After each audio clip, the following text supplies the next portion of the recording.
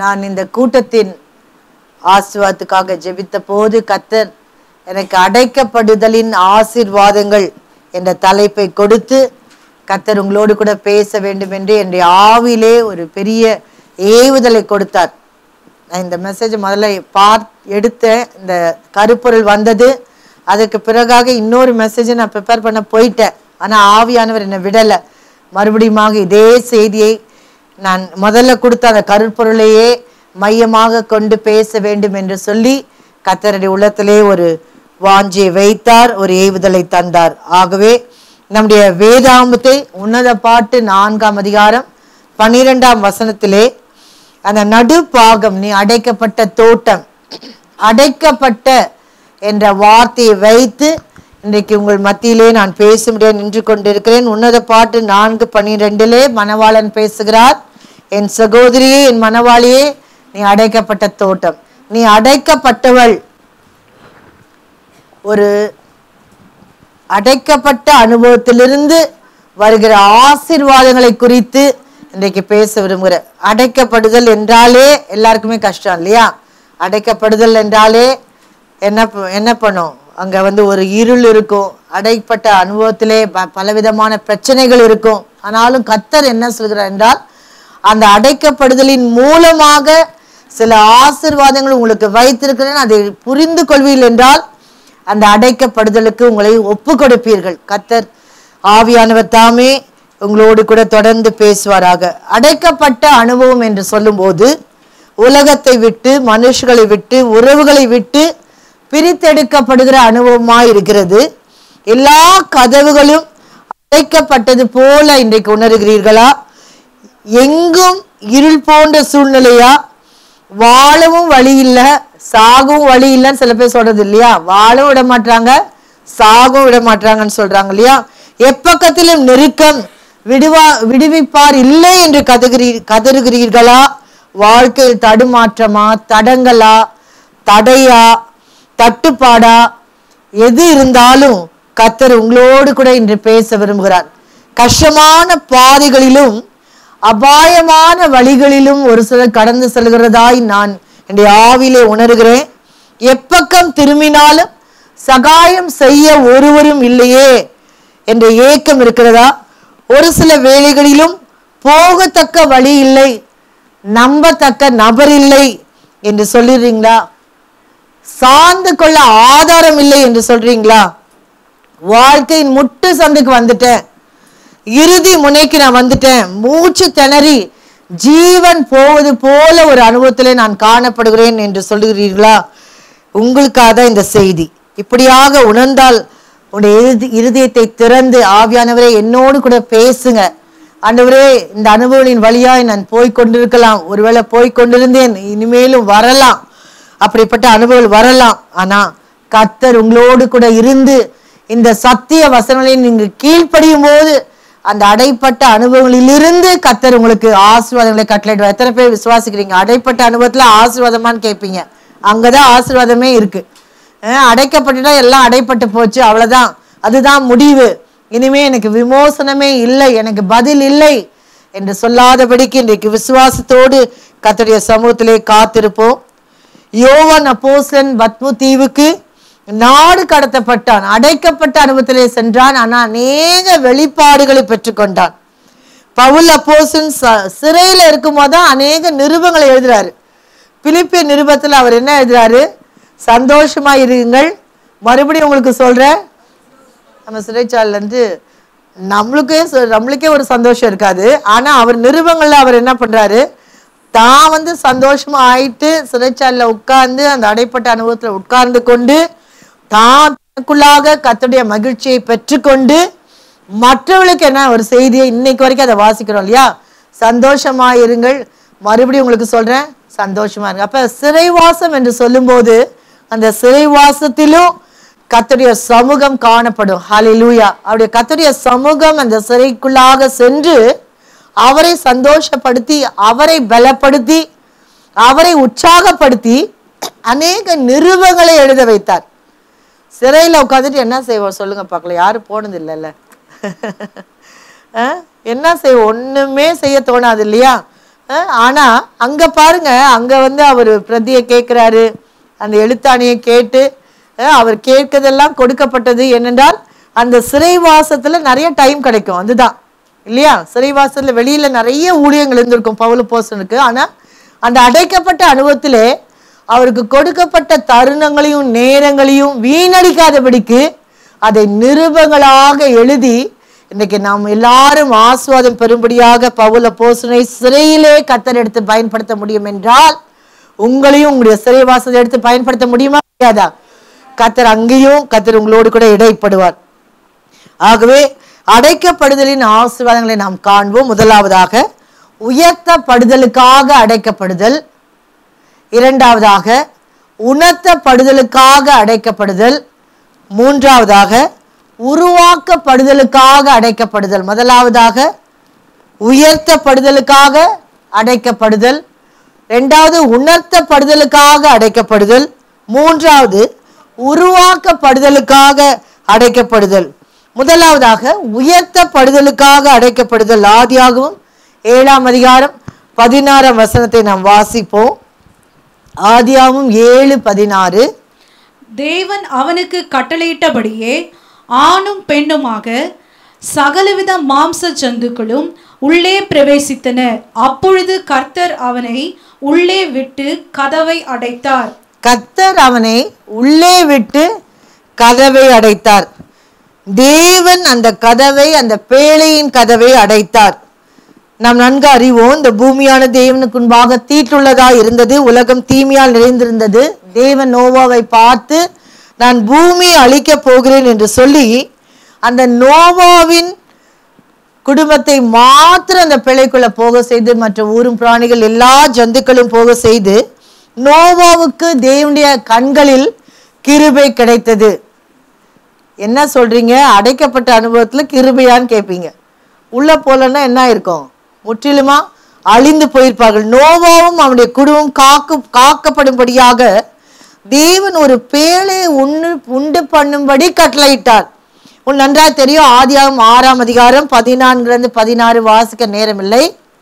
என்ன சொல்லப்பட்டிருக்குது? நீ கொப்பேர் மரத்தால் உனக்கு ஒரு பேழை உண்டாக்க, அதில் அறைகளை உண்டு பண்ணி அதை உள்ளும் புறமாக கீழ் பூசுன்னு சொல்றாரு. அப்ப அதோடைய அளவுகள் கொடுக்கப்படுகிறது. முக்கியமாக வசனம் 16, நீ பேழைக்கு ஒரு ஜன்னலை உண்டு பண்ணி. ஜன்னல் வைக்கிறாரா? ஒரேடியா அடிச்சிட மாட்டாரு. ஜன்னலை வைப்பாரு, கதை வைப்பாரு, ஆனா என்ன பண்ணிடுவாரு? அடைச்சிடுவாரு. அப்ப இந்த இடத்துல பேழையின் கதவை அதன் பக்கத்தில் வைத்து, அப்ப ஒரு ஜன்னலும் அந்த பேழைக்கு இருந்தது, ஒரு கதவும் அந்த பேழைக்கு இருந்தது. தேவ வார்த்தையின்படி நோவா பேழையை செய்தான். மழை இன்னும் வரவே இல்லை, அப்பொழுதும் விசுவாசத்தோடு அந்த பேழையை கட்டி முடித்தான். ஆனா கட்டி முடித்து அந்த 8 பேரும் உள்ளே சென்ற பிறகு, எல்லா மாம்ச ஜந்துக்களும் உள்ளே சென்ற பிறகு அவனை உள்ளே விட்டு கதவை எடுத்த. எட்டி பார்த்துருப்பார் போல நோவா மாத்திரம். நிறைய பேர் இந்த மாதிரி பண்றோம்ல, எது பண்ணக்கூடாதோ அதுதான் பண்ணுவோம். அப்ப அவனை அந்த அந்த அந்த வார்த்தை அதிகமாய் தொடுது. அவனை உள்ளே விட்டு எல்லா மிருகங்களும் உள்ள போயிடுச்சு. மனைவி பிள்ளைங்க கூட கொஞ்சம் நல்லா ஒழுங்கானவங்க போல உள்ள போயிட்டாங்க. இவர் எட்டி பார்த்துருப்பார் போல, என்ன ஆகுது, மழை வருதான்னு பார்த்துரு. நீ உள்ள போடாதானே மழையே நான் கொண்டு வர முடியும்னு இருப்பாரு ஆண்டவர். அதனால உள்ளே விட்டு கதவை அடைத்தார். அப்ப அப்படிப்பட்டதான ஒரு சூழ்நிலை வரும்போது தேவனை நாம் தவறாக புரிந்து கொள்கிறோம். என்ன ஆண்டவரே, இந்த மிருகத்தோட நறுக்கணுமா? அநேக பேர் சொல்றீங்க இல்லையா, அடைப்பட்ட அனுபவத்துல அவங்களுக்கு என்ன அனுபவம்னா, என்ன யானை குதிரை பலவிதமான சத்தங்களின் மத்தியிலும் பலவிதமான காரியங்கள் மத்தியிலே அவர்கள் இருக்க வேண்டிய ஒரு மூச்சு திணறுகிற, இப்ப ஒரு இடத்துல ஒரு கூட்டமா ஒரு ஜனம் இருந்தாலே எப்படா வெளியில அந்த இடத்துல இருந்து வரலாம் அப்படின்னு சொல்லி நம்ம வெளியே வருவோம். ஆனா அப்படிப்பட்ட அடைப்பட்ட அனுபவத்தை தேவன் அனுமதித்தார். அதை தான் இன்னைக்கு உங்களுக்கு சொல்ல விரும்புகிறேன். தேவனுடைய சித்தம் என்னவென்றால், ஒரு சில அடைப்பட்ட அனுபவங்களை உன்னுடைய பாதையிலே தேவன் அனுமதிக்கிறார். அந்த கதவு மூடப்பட்ட பிறகு, இயற்கையான திறந்து வைக்க வேண்டிய ஜன்னலும் கதவுகளும் மூடப்பட்ட பிறகு இயற்கையான சூரிய வெளிச்சம் மறைக்கப்பட்டிருந்தது. இன்னைக்கு அநேகர் சொல்றீங்க, எனக்கு வாழ்க்கையில ஒரு இருள் தோன்றுகிறது, எனக்கு வெளிச்சம் இல்லை, ஏதோ ஒரு இருளின் சூழ்நிலையின் வழியாக நான் போய்கொண்டிருக்கிறேன். பேழைக்குள் இருந்த நோவாவின் வாழ்வை நீங்க கண்ணோக்கி பார்த்தீங்கன்னா, அவருக்கு இயற்கையா கிடைக்க வேண்டிய அந்த எந்த விதமான சகாயமும் வெளிச்சமும் அவருக்கு கிடைக்கவில்லை. அதே போல கர்த்தர் உங்களிடத்துல பேசுகிறார், உங்கள் வாழ்விலும் இயற்கையாய் கிடைக்க வேண்டிய சகாயமும் நீங்கள் எதிர்பார்த்திருந்த உதவிக்கரங்களும் முடங்கி கிடக்கிறதா ஆண்டவர் உங்களோடு கூட பேசுகிறார். பேழையில் ஜன்னலும் கதவும் இருந்தாலும் பலத்த மழையின் காரணமாக அவைகள் என்ன பண்ணிருந்துச்சு? அடைப்பட்டிருந்தது. உதவி அதே போல உங்களுடைய வாழ்க்கையில உதவி செய்ய ஆட்கள் இருந்தும் உதவி அடைப்பட்டிருக்கிறதை நீங்க பாக்குறீங்களா? பாதைகள் இருந்தும் பாதைகள் இருளால் நிறைந்திருக்கிறதை நீங்க பாக்குறீங்களா? முன்னேறி செல்வதற்கு வழிகள் காணப்பட்டாலும் அவைகள் தடுக்கப்பட்டிருக்கிறதை நீங்க பாக்குறீங்களா? கர்த்தர் உங்களோடு கூட பேசுகிறார். குடும்பத்தாராகிய கணவனும் பிள்ளைகள் இருந்தும் சுற்றத்தாரும் உறவினர்கள் சூழ்ந்திருந்தாலும் வாழ்க்கையில முன்னேற்றம் இல்லை என்று நீங்க ஒருவேளை நினைக்கிறீங்களா? கர்த்தர் இன்றைக்கு உங்களோடு கூட பேசுகிறார். பேழைக்குள் அடைக்கப்பட்டு கிடக்க ஏன் நோவா தெரிந்து கொள்ளப்பட்டான்?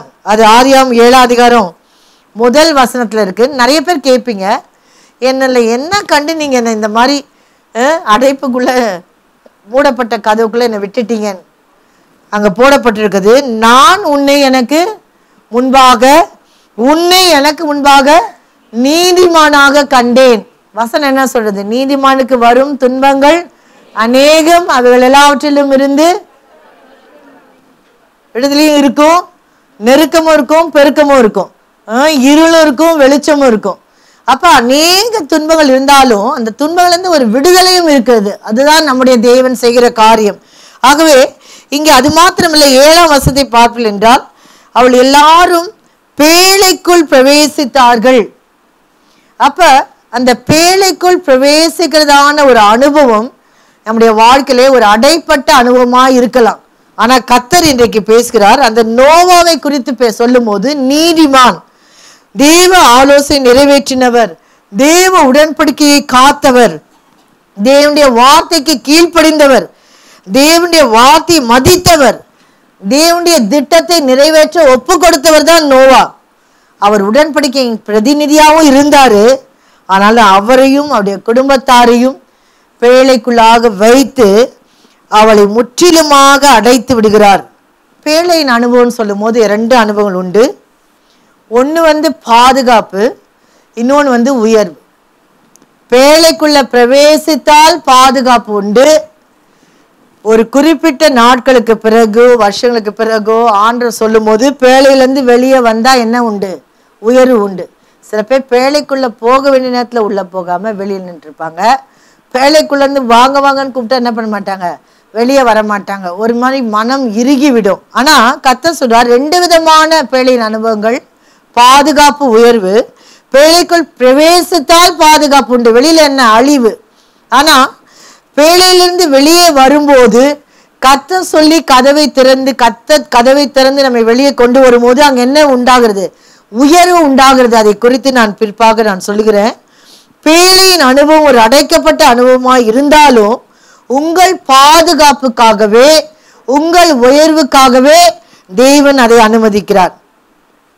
கர்த்தர் பேழையின் கதவை அடைத்தான்னு சொல்றீங்க இல்லையா? பார்த்தோம் இல்லையா? அதுல மிகப்பெரிய சத்தியம் அடங்கியுள்ளது. தேவன் ஒரு வாசலை அடைத்தால் அதிலே ஒரு நோக்கம் உண்டு. ஒரு குறிப்பிட்ட காலம் வரைக்கும் தான் அடைப்பார், நிரந்தரமாய் அடைக்கிற தேவன் அல்ல. அந்த குறிப்பிட்ட காலத்திற்கு பிறகு அவர் என்ன பண்ணுவார்? அந்த கதவை திறப்பார், அந்த அடைப்பை எடுத்து விடுவார். ஏனென்றால் கொஞ்ச நாட்களுக்கு நம்ம என்ன பண்ணுவாரு?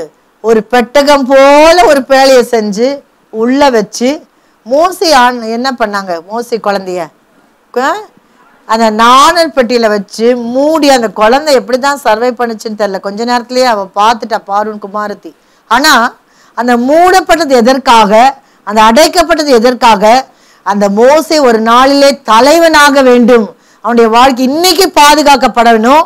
ஏனென்றால் பின்னால மோசே குறித்து ஒரு திட்டவட்டமான நோக்கம் இருக்குது. அதை தான் நீங்க புரிந்து கொள்ள வேண்டும். இன்றைக்கு நீங்க அடைக்கப்பட்ட அனுபவத்தில் இருக்கும் போது இன்றைக்கு உங்களுக்கு பாதுகாப்பு. ஆனா அதுல இருந்து வெளியே வரும்போது ஒரு பெரிய உயர்வு காத்திருக்கிறது. ஆனா மனுஷர் அடைச்சா என்ன பண்ணுவாங்க? திறக்கவும் வாய்ப்புண்டு, திறக்காமல் இருக்கவும் வாய்ப்புண்டு. நமக்காக தேவன் வைத்திருக்கும் முன்னேற்றத்தின் திட்டங்களில் அடைப்பு திட்டமும் ஒன்று. எத்தனை பேர் ஆமென் சொல்ல முடியும்? முன்னேற்ற திட்டங்கள்ல அடைப்பின் திட்டமும் முக்கியமான திட்டமா இருக்கிறது. ஆனா தேவன் கதவை திறக்கும் வரை நாம் காத்திருக்க வேண்டும். மற்றொரு நன்மை என்னவென்றால், அந்த உயர்வை குறித்து பேசுற, தேவன் அவளை உயர்ந்த ஸ்தலத்திலே கொண்டு போய் நிறுத்தினார். இந்த அடைப்புல பேழையின் அனுபவம் 2 அனுபவங்கள் சொன்னேன் இல்லையா? பாதுகாப்பு, உள்ள போனா பாதுகாப்பு, எல்லாவற்றும் தேவன் திறந்த பிறகு வெளியே வந்தா உயர்வு. அதே போல 2 விதமான அடைப்புகள் உண்டு. என்ன அடைப்புனா, முதலாவது நோவா பேழைக்கு வெளியே வராதபடிக்கு கதவு அடைக்கப்பட்டது. அதே சமயத்துல அந்த வெள்ளத்தின் தண்ணீர் அந்த பேழைக்குள்ளாய் பிரவேசிக்க கூடாதபடிக்கு என்ன பண்ணது?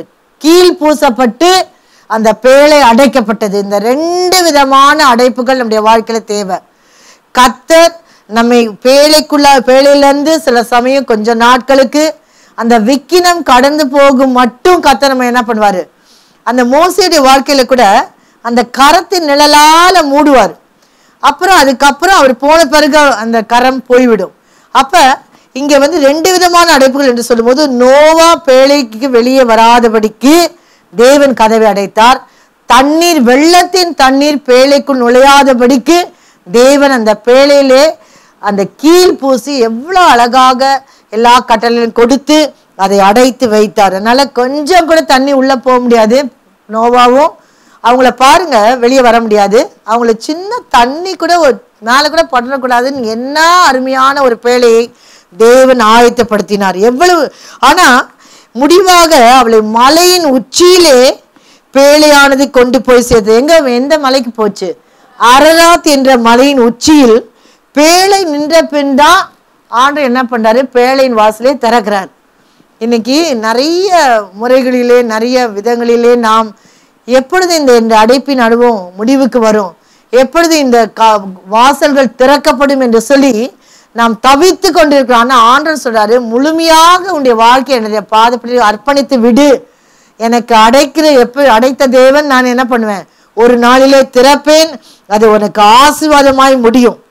இங்க பாருங்க, அந்த பேழை மற்றவளுக்கு அந்த இடத்துல மற்றவளுக்கு அது அழிவா இருந்தது, நமக்கோ அது உயர்வா இருக்கிறது. மற்றவளுக்கு அது ஆக்கினியா இருந்தது, நமக்கோ கிருபியா இருக்கிறது. ஆகவே மனம் தளர வேண்டாம். மற்றவளுக்கு மரணம், பேழைக்கு வெளியே மரணம் நடந்து கொண்டிருக்குது. ஆனா பேழைக்குள்ளே ஜீவன் இருந்தது. பேழைக்கு வெளியே நாற்றமும் மூழ்குதலும் இருந்தது. ஆனா அடைக்கப்பட்ட பேழையோ மிதந்து மிதந்து மிதந்து வெள்ளத்தின் மேல் உயர்ந்து கொண்டே வந்தது. அப்ப அடைக்கப்பட்ட பேழைக்குள்ள இருக்கும்போது இந்த பேழை எந்த திசையில போகுது, எங்க கொண்டு போகுதுன்னு கவலையே வேண்டாம். எல்லாவற்றையும் ஆளுகை செய்கிறவர், பேழையை நடத்தி செல்கிறவர், நம்மை முற்றிலுமாக ஆளுகை செய்து நடத்தி செல்வார். வளமான இடத்திலே கொண்டு போய் சேர்ப்பார். நோவா குடும்பத்தார் தேவ கிருபியால் காக்கப்பட்டு தேவனுடைய தயவால் கண்காணிக்கப்பட்டு தேவ அன்பால் வழிநடத்தப்பட்டார். ஆனா தேவனுடைய காருண்யத்தால் அவர் உயர்த்தப்பட்டார். எப்படி என்றால், கிறிஸ்துக்குள்ள இருக்கிற ஜீவியம் எப்போதுமே என்ன பண்ணும்? மிதக்கும். கிறிஸ்து இல்லாத ஜீவியம் மூழ்கி போகும். கிறிஸ்து தான் அந்த பேழையா இருக்கிறார். கிறிஸ்துவுக்குள் இருக்கிற ஜீவியம் செழிக்கும், கிறிஸ்து அல்லாத ஜீவியம் அழிந்து போகும். கிறிஸ்துவுக்குள் இருக்கிற ஜீவியம் உயர பறக்கும், ஆனா கிறிஸ்து இல்லாத ஜீவியம் கீழே இறங்கும். அப்ப அந்த நோவாவின் குடும்பத்தார் பெற்றுக்கொண்டதான ஆசீர்வாதமாகிய உயர்வை ஆதியாகமம் 8ஆம் அதிகாரம் 4ஆம் வசனத்தை நாம் வாசிக்கிறோம். ஆதியாகமம் 8ஆம் அதிகாரம் 4ஆம் வசனம். அந்த 7ஆம் மாதம் 17ஆம் தேதியிலே பேழை அரராத் என்னும் மலைகளின் மேல் தங்கிற்று. 7ஆம் மாதம் 17ஆம் தேதியிலே பேழை அரராத் என்னும் மலைகளின் மேல் தங்கிற்று. அடைய வேண்டிய லக்கை பேழையானது சென்று அடைந்தது. அரராத் மலைதான் நோவா குடும்பத்தினர் சென்று அடைய வேண்டிய உயர்ந்த இடமா இருந்தது. அவங்க ஸ்டார்ட் பண்ண இடம் பூமி, சமவெளி. ஆனா அந்த அடைப்புக்குள்ளாக அவர்கள் சென்ற போது அரராத் மலை மிக உயர்ந்தமான மலைக்கு மேலாக அதுதான் தேவன் கொடுக்கிறதான உயர்வு. அங்க ஒரு புதிய துவக்கம், ஒரு உயிர்மீட்சி உண்டாகிறது. அங்க ஒரு புதிய ஆசீர்வாதம் கொடுக்கப்படுகிறது. புதிய உடன்படிக்கை செய்கிறாரு. நான் இனிமே என்ன பண்ண மாட்டேன், ஜலத்தினால ஜனங்களை அழிக்க மாட்டேன். ஒரு புதிய இளைப்பாறுதல் கிடைக்கிறது. நீங்க அரராத் என்ற வார்த்தை எடுத்துக்கொள்வீர்கள் என்றால் ஆலஃப் ரேஷ் ரேஷ் போடுங்க டெத்து. அப்ப அந்த கடைசி வார்த்தை டெத்துன்னு பார்க்கும்போது அது சாபத்தை குறிக்கிறது. அது அரராத் என்ற வார்த்தையுடைய அர்த்தம் சாபம் திருப்பப்பட்டது. நிசான் மாதம் 17ஆம் தேதி அரராத் மலையிலே அந்த பேழை வந்து தங்கின போது சாபம் முறிக்கப்பட்டது, சாபம் முடிந்தது. பேழை வந்து அங்க தங்கின உடனே நோவாக் என்ற பெயரை நீங்க எடுத்துக்கொள்வீர்கள் என்றால் நூன் மற்றும் கெத்து, நோவாக்குன்னு வரும் இல்லையா? எபிரேயத்திலே நோவாக்குன்னு வரும், நூனும் கெத்தும். அதோடைய அர்த்தம், நோவாக்குடைய அர்த்தம் என்ன? இளைப்பாறுதல். அந்த அரராத் மலையிலே உயர்வான இடத்திலே தேவன் நோவாக்கென்று, நோவாவுடைய குடும்பத்தினருக்கென்று ஒரு இளைப்பாறுதலை வைத்திருந்தார். சாபம் இளைப்பாறுதலாய் முடிந்தது. ஹல்லேலூயா. சாபம் முடிந்தது, இளைப்பாறுதல் ஆரம்பமானது. இன்னொன்னு இதை சொல்ல வேண்டும் என்றால், கல்வாரி சிலுவையிலே இயேசு செய்ததற்கு, தன்னை பலியாக ஒப்பு கொடுத்ததற்கு இது முன்னடையாளமா இருக்கிறது. அதனால்தான் ஆண்டவராகிய இயேசு கிறிஸ்து கல்வாரி சிலுவையிலே தொங்கும் போது முடிந்ததுன்னு சொன்னார். பிசாசு என்ன நினைச்சிட்டா, எல்லாம் முடிஞ்சு போச்சு ஆண்டவருக்கு நினைச்சா. ஆனா சாபம் முறிக்கப்பட்டது, பாவம் பரிகரிக்கப்பட்டது, நம்பிக்கை பிறந்தது. கல்வாரி சிலுவையிலே ஒரு புதிய ஆரம்பம் துவங்கினது. அதே போல நிசாம் மாதம் 14ஆம் தேதி ஆண்டவராகிய இயேசு கிறிஸ்து மரித்தார். 17ஆம் தேதி என்ன பண்ணாரு? அவர் உயிர் தெழுந்தார். அதே 17ஆம் தேதியில தான் இந்த பேழையானது அரராத் மலையிலே போய் ஒரு பெரிய உயிர் மீட்சியை காண்கிறது.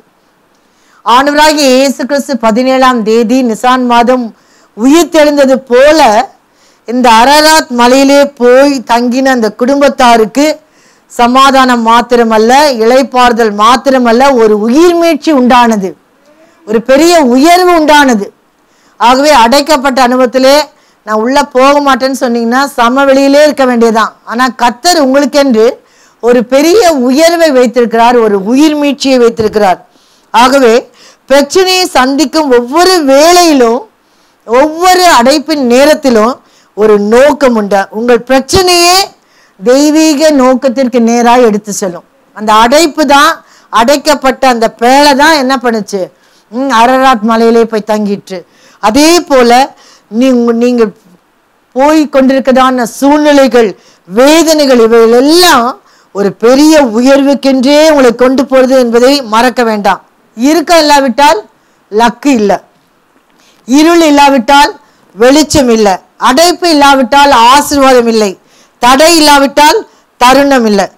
பேழைக்குள்ள செல்வதுக்கு முன்பாக என்னென்ன இருந்துச்சு? பரியாசம் இருந்துச்சு, நிந்தனை இருந்துச்சு, விமர்சனம் இருந்தது. ஆனா அடைக்கப்பட்ட அனுபவத்திலே தேவன் தம்முடைய ஜனங்களை, தம்முடைய நோவாவின் குடும்பத்தாரை ஜனங்களின் கோபத்தினின்றும் பொல்லாத உதட்டினின்றும் தூற்றும் வாய் நின்றும் காத்து கொண்டார். இங்க எப்படி விடுதலை பெற்றாங்கன்னா, ஆதியாகமம் 8ஆம் அதிகாரம் அந்த அரராத் மலையிலே எப்படி போய் தங்குச்சுன்னா, ஆதியாகமம் 8ஆம் அதிகாரம் 1ஆம் வசனத்திலே தேவன் நினைத்தருளினான்னு ஒரு வாக்கியம் இருக்கா? தேவன் நோவாவையும் மற்ற எல்லா பிராணிகளையும் நினைத்தருளினார். கதவை அடைத்த தேவன் உங்க மேல் நினைவாகவே இருக்கிறார். கொஞ்ச நாட்டில் எப்போ அந்த ஒரு குறிப்பிட்ட நேரம், அந்த காலம் வருகிற வரைக்கும் உங்களை நினைச்சுக்கிட்டே இருப்பார். நான் எப்போ கதவை திறப்பேன், என் மகளுக்கு எப்போ வெளியே கொண்டு வருவேன், எப்போ உயர்வை கொடுக்க போறேன் அப்படின்னு சொல்லிட்டு அந்த வார்த்தை நினைத்தருளினார். பேழைப்பாட்டுக்கு அந்த வெள்ளத்துல மிதந்து போய்கொண்டே இருக்கிறது. ஆனா ஆண்டுடைய கண்கள் அந்த பேழையில மாத்திரதான் இருந்தது.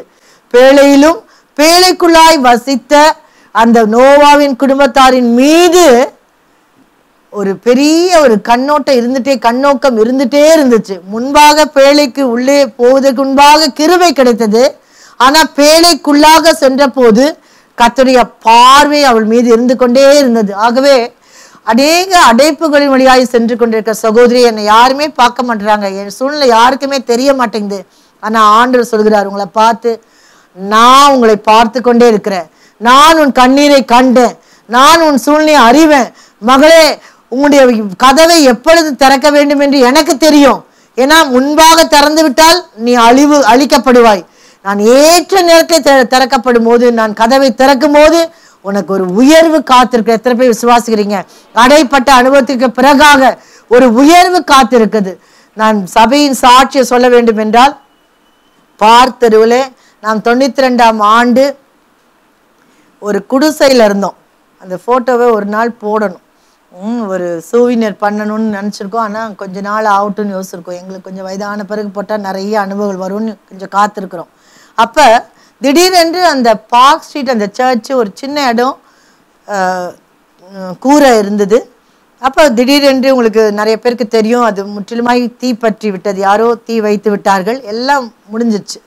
அப்போ அந்த நடந்த அன்னைக்கு சனிக்கிழமை.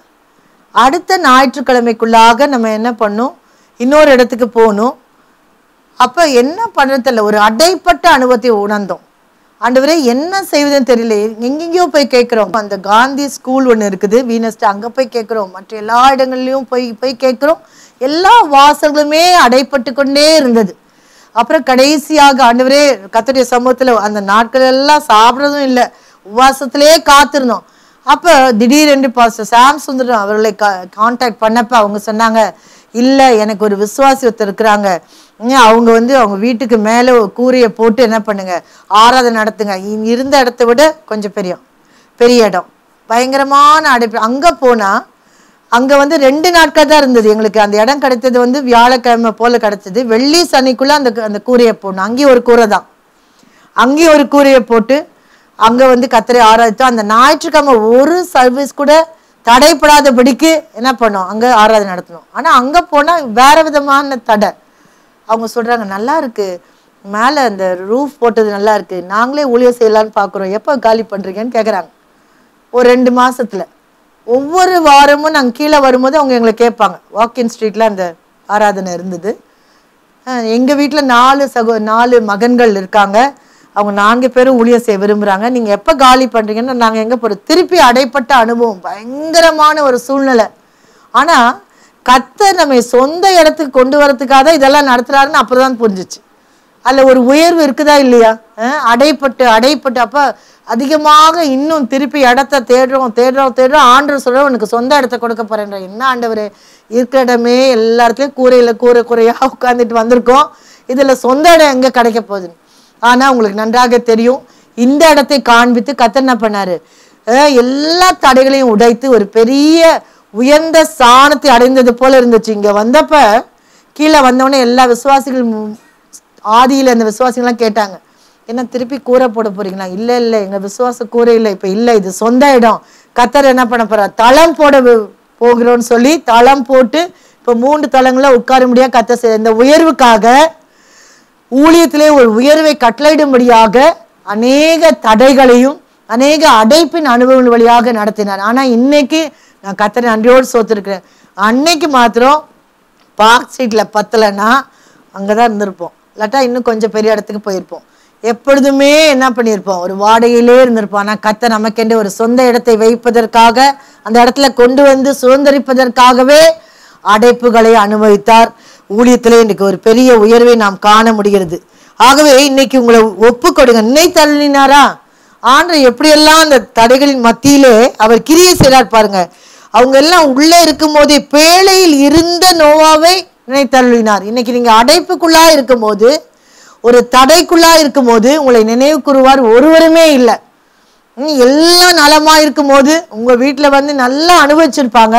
ஆனா நீங்க ஒரு கஷ்டத்துல போகும்போது, நீங்க ஒரு தடையை அனுபவிக்கும் போது உங்கள் பக்கத்துல யாரும் இருக்க மாட்டாங்க. 2வது, தேவன் பூமியின் மேல் காற்றை வீச பண்ணினான்.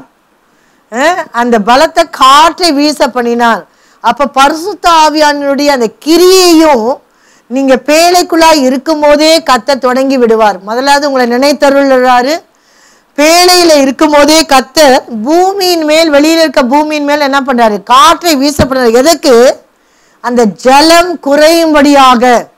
இன்னைக்கு மூழ்க அளவுக்கு தண்ணி வந்துச்சு. ஆண்டவரே நான் மூழ்க போறேன்னு சொல்ற சமயத்துல கர்த்தர் உங்களை நினைத்தருளி உங்களை மூழ்க விடாம பரிசுத்த ஆவியானவரை அனுப்பி அந்த இடத்துல அந்த ஜலம், அந்த பிரச்சனை முற்றிலுமாய் வடிந்து போக முடியாது. இல்லாவிட்டால் முற்றிலுமாய் இருக்கிற இடம் தெரியாமல் போக முடியாது. கர்த்தர் செய்ய முடியும். எத்தனை பேர் விசுவாசிக்கிறீங்க?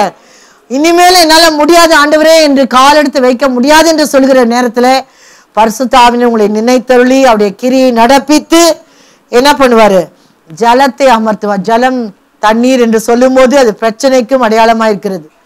அந்த இடத்துல பாருங்க, அதுக்கு பிறகு பெரிய வாக்குத்தத்தம், பூமியிலே திரளாய் வர்த்தித்து மிருகங்களை பத்தி பேசுறார். பூமியின் மேல் பழுகி பெருக கடவுதுலாம் பேசுறாரு. வாக்குத்தத்தம் அவங்களுக்கு கொடுக்கிறார். அப்ப நோவாவின் குடும்பத்திலே தேவன் அடைத்ததான காரணம் அரராத் என்கிறதான அந்த மலையின் உச்சியிலே வரும்படியாக. சமவெளியில நீங்க இருக்கிறீங்க, சமவெளியின் ஆவிக்குரிய அனுபவம் போதுன்னு சொல்லாதீங்க. மலை உச்சியின் அனுபவம் ஒன்று உண்டு. அது ஆவிக்குரிய உயர்வையும் குறிக்கிறது. ஆவிக்குரிய அநேக புதிய அனுபவங்களை கர்த்தர் உங்களுக்காக என்ன பண்ணியிருக்காரு? பிளான் பண்ணி வச்சிருக்காரு. வெளியில வரும்போது எப்படி இருந்திருக்கும் பாருங்க. அங்க எல்லாம் போயிட்டோம்ல, அரராத் மலையில வெளியே வரும்போது அந்த புதிய காத்து, புதிய உடன்படிக்கை, ஒரு எல்லாமே புதுசா இருக்குது. அதுவும் எப்படி இருந்துட்டு பாக்குறாங்க? அந்த பிணங்களெல்லாம் எங்கேருந்து பார்த்துருப்பாங்க? மலை உச்சியிலேருந்து பார்த்துருப்பாங்க. இவ்வளவு நாள் தங்களோடு ஜீவித்த ஜனங்கள் பேழைக்குள்ள இருக்க வரைக்கும் அவங்க சடலங்கள் எல்லாம் அந்த பேழையை சுற்றி இருந்தது. ஆனா தேவன் அவளை உயர்த்த சுத்தம் கொண்ட போது மேலேருந்து பார்க்குற அளவுக்கு என்ன பண்ணாரு? ஆண்டவளை உயர்த்தி விட்டார். அரராத் மலையிலேருந்து சில பிரேதங்கள்லாம் தெரியக்கூட தெரிஞ்சிருக்காது. ஆகவே உங்களுடைய சத்துருக்களா இருந்தாலும் யாரா இருந்தாலும் அவங்க கண்ணு கெட்டாத தூரத்துல அவங்க போயிடுவாங்கன்னா நீங்க உங்களை என்ன பண்ணுவாரு? உயர்ந்த அடைக்கத்துல கொண்டு போய் வச்சிருவாரு. ஹல்லேலூயா. மேல இருந்து பார்த்தா அந்த சத்துரு எங்க இருக்கான்னு கூட இப்படி ஒரு டாட் மாதிரி தான் இருப்பான். எத்தனை பேர் விசுவாசிக்கிறீங்க? அதனால அந்த அடைப்புக்கு ஒப்பு கொடுங்க. அந்த அடைப்புக்குள்ள அந்த பேழைக்குள்ள போனதுனால அந்த வெள்ளம் தண்ணி ஏற ஏற அந்த பேழை மிதந்து அரராத் மலையிலே தங்கிற்று. எலியாவை குறித்து நாம் பார்க்கிறோம் இல்லையா? 1 ராஜாக்கள் 17:3 நாம் வாசிக்க வேண்டிய அவசியம் இல்லை. ஆற்றண்டையில் ஒளித்து கொண்டிரு, ஏன்னா பனியும் மழையும் பெய்யாதிருக்கும் சொல்லி யார்ட்ட சொல்லிட்டு வந்துட்டா? எலியா வந்து யார்ட்ட சொன்னாரு? ஆகாப் ராஜாட்ட சொல்லிட்டாரு. உடனே ஆண்டவர் தம்முடைய தாசருக்காக பக்தி வைராக்கியமாய் செயல்படுகிறார். பனியும் மழையும் பெய்யாதிருக்கும் சொன்ன உடனே என்ன இன்ஸ்ட்ரக்ஷன் வருது? நீ போய் ஆற்றண்டையிலே ஒழித்து கொண்டிரு. என்ன ஆண்டவர் இவ்வளோ பெரிய தீர்க்கதரிசனம் சொல்லியிருக்கு, என்ன போய் ஆற்றண்டை, கொஞ்ச நாள் இருக்கிற ஆறு, ஆனா இன்னும் கொஞ்ச நாள்ல வற்றி போற ஆறு. நிறைய பேர் சொல்லுவீங்க, ஒரு இடத்துக்கு வந்தேன், அங்கன்னு தப்பிச்சு இங்க ஓடியாந்தா என்னது, இங்கெல்லாம் காஞ்சி போகுது, இங்கெல்லாம் வற்றி போகுது.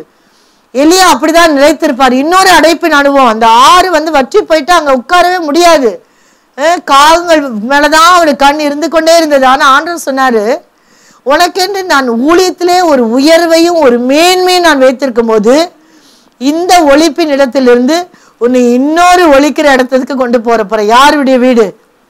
சாரிபாத் என்கிறதான விதவியின் வீட்டுக்கு நான் உன்னை கொண்டு போகிறேன். தேவன் அடைப்புகளின் மத்தியிலே நம்முடைய தேவைகளை சந்திக்கிற தேவன். ஹல்லேலூயா.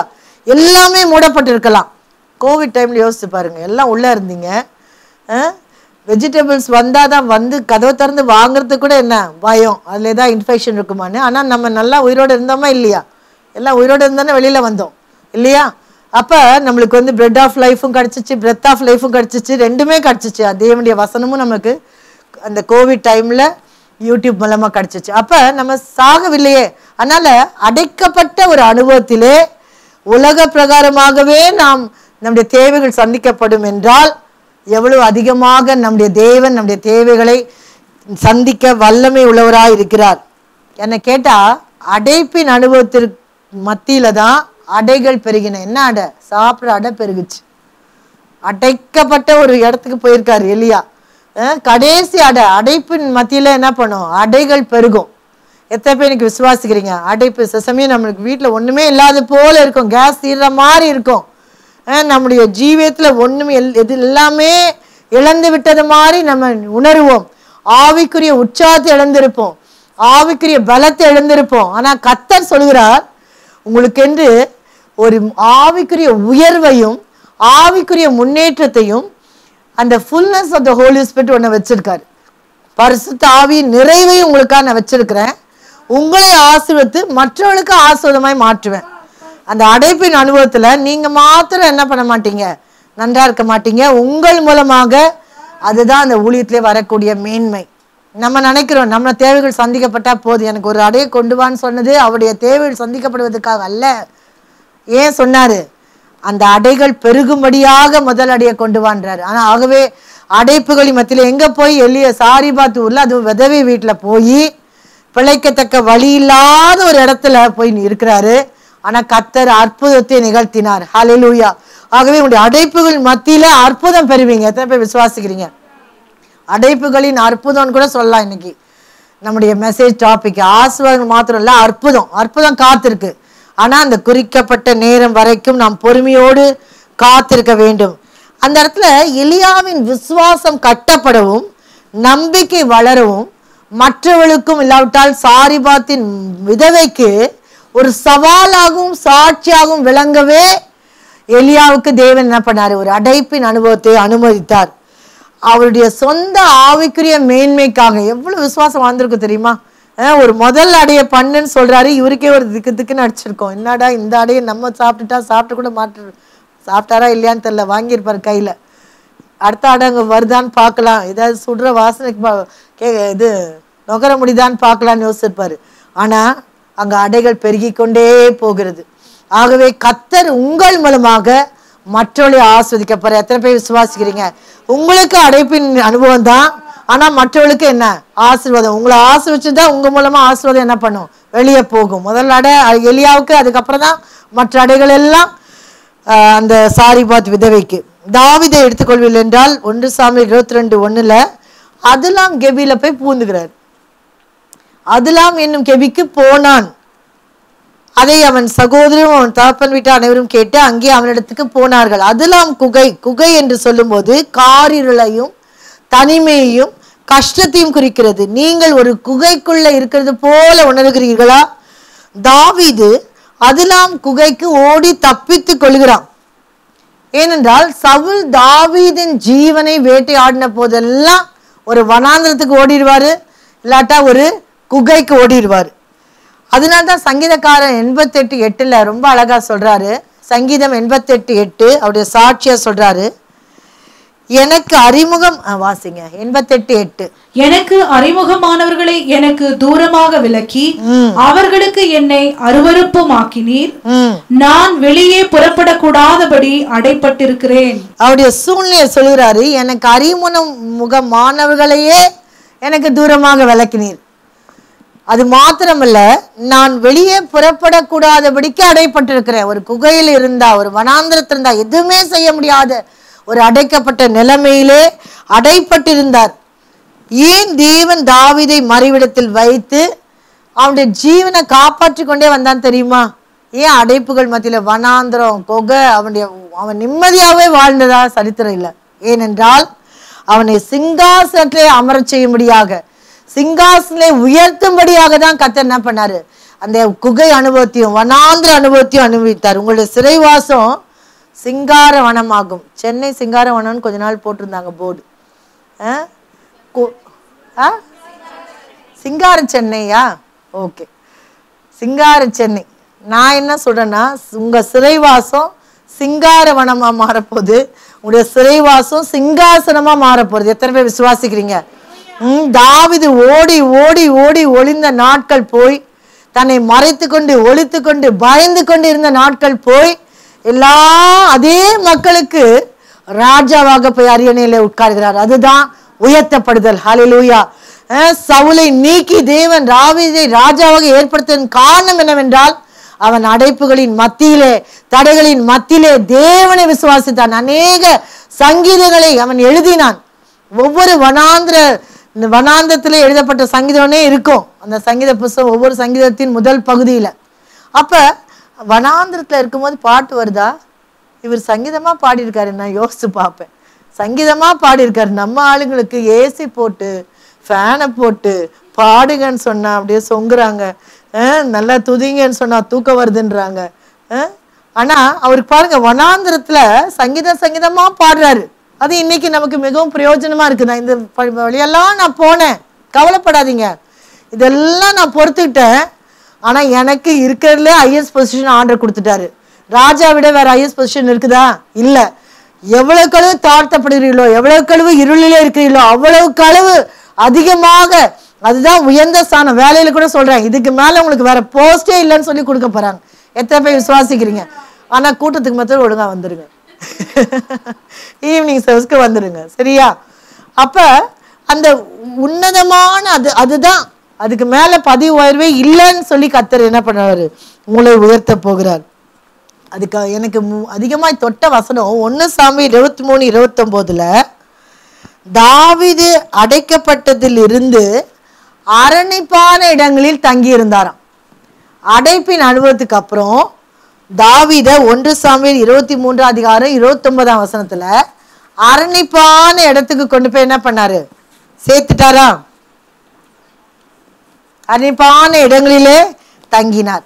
எப்பொழுதுமே அடைப்புகளுக்கு பிறகாக தேவன் நமக்கு அமைதியான வாசஸ்தலத்தை வைத்திருக்கிறார், அரணிப்பான இடங்களை வைத்திருக்கிறார். ஆகவே அதற்கு நாம் நன்றியா இருக்க வேண்டும். அது மாத்திரமல்ல, சவுலின் நிமித்தமாக தான் அநேக இடங்களிலே அவன் குகைகளிலும் வனாந்தரிலும் காணப்பட்டான். ஆனா அதே சவுல் 1 சாமுவேல் 24:20 அங்க சவுலுடைய அந்த வாக்குறுதி பாருங்க. 1 சாமுவேல் 24:20 இவ்வளவு நாள் தாவீதை துரத்தி அடித்து அவன் குகைக்கும் வனாந்தரத்துக்கும் போக வைத்ததன் காரணம் என்னவென்றால், தாவீது ராஜாவா மாறிடக்கூடாது. அதுதான் அவனுடைய முக்கியமான நோக்கம். ஆனா அப்படிப்பட்ட சவுல் சொல்கிறான் 1 சாமுவேல் 24:20 நீ நிச்சயமாக ராஜாவாக இருப்பாய் என்றும் இஸ்ரவேலின் ராஜ்யபாரம் உன் கையில் நிலைவரப்படும் என்றும் அறிவேன். உங்கள் உயர்வை குறித்து உங்க சத்துருவே அறிக்கையிடுவான். நீங்க அறிக்கையிடுறீங்களோ இல்லையோ, சத்துரு சொல்ல போறான். அப்படி ஆண்டவர் என்ன பண்ணுவார்? எல்லாத்தையும் மாற்றி போடுவார். அவர் சொல்றார், நீ நிச்சயமாக ராஜாவா இருப்பாய். இவ்வளவு நாள் ராஜாவா இருக்கக்கூடாதுன்னு தொத்தி அடிச்சாரு. அதே வாய் என்ன சொல்லுது? நீ ராஜாவா இருக்க போற, எனக்கு அப்புறம் நீ ராஜாவா இருக்க போற, நீ ராஜ்யபாரம் உன் கையில நிலைவரப்படும். நடந்ததா இல்லையா? கர்த்தர் கையில இந்த கோலை வாங்கிட்டு செங்கோலை கொடுத்து போய் உட்காருப்பா, நல்லா நிம்மதியா போய் அரியணையில உட்காருன்ட்டார்.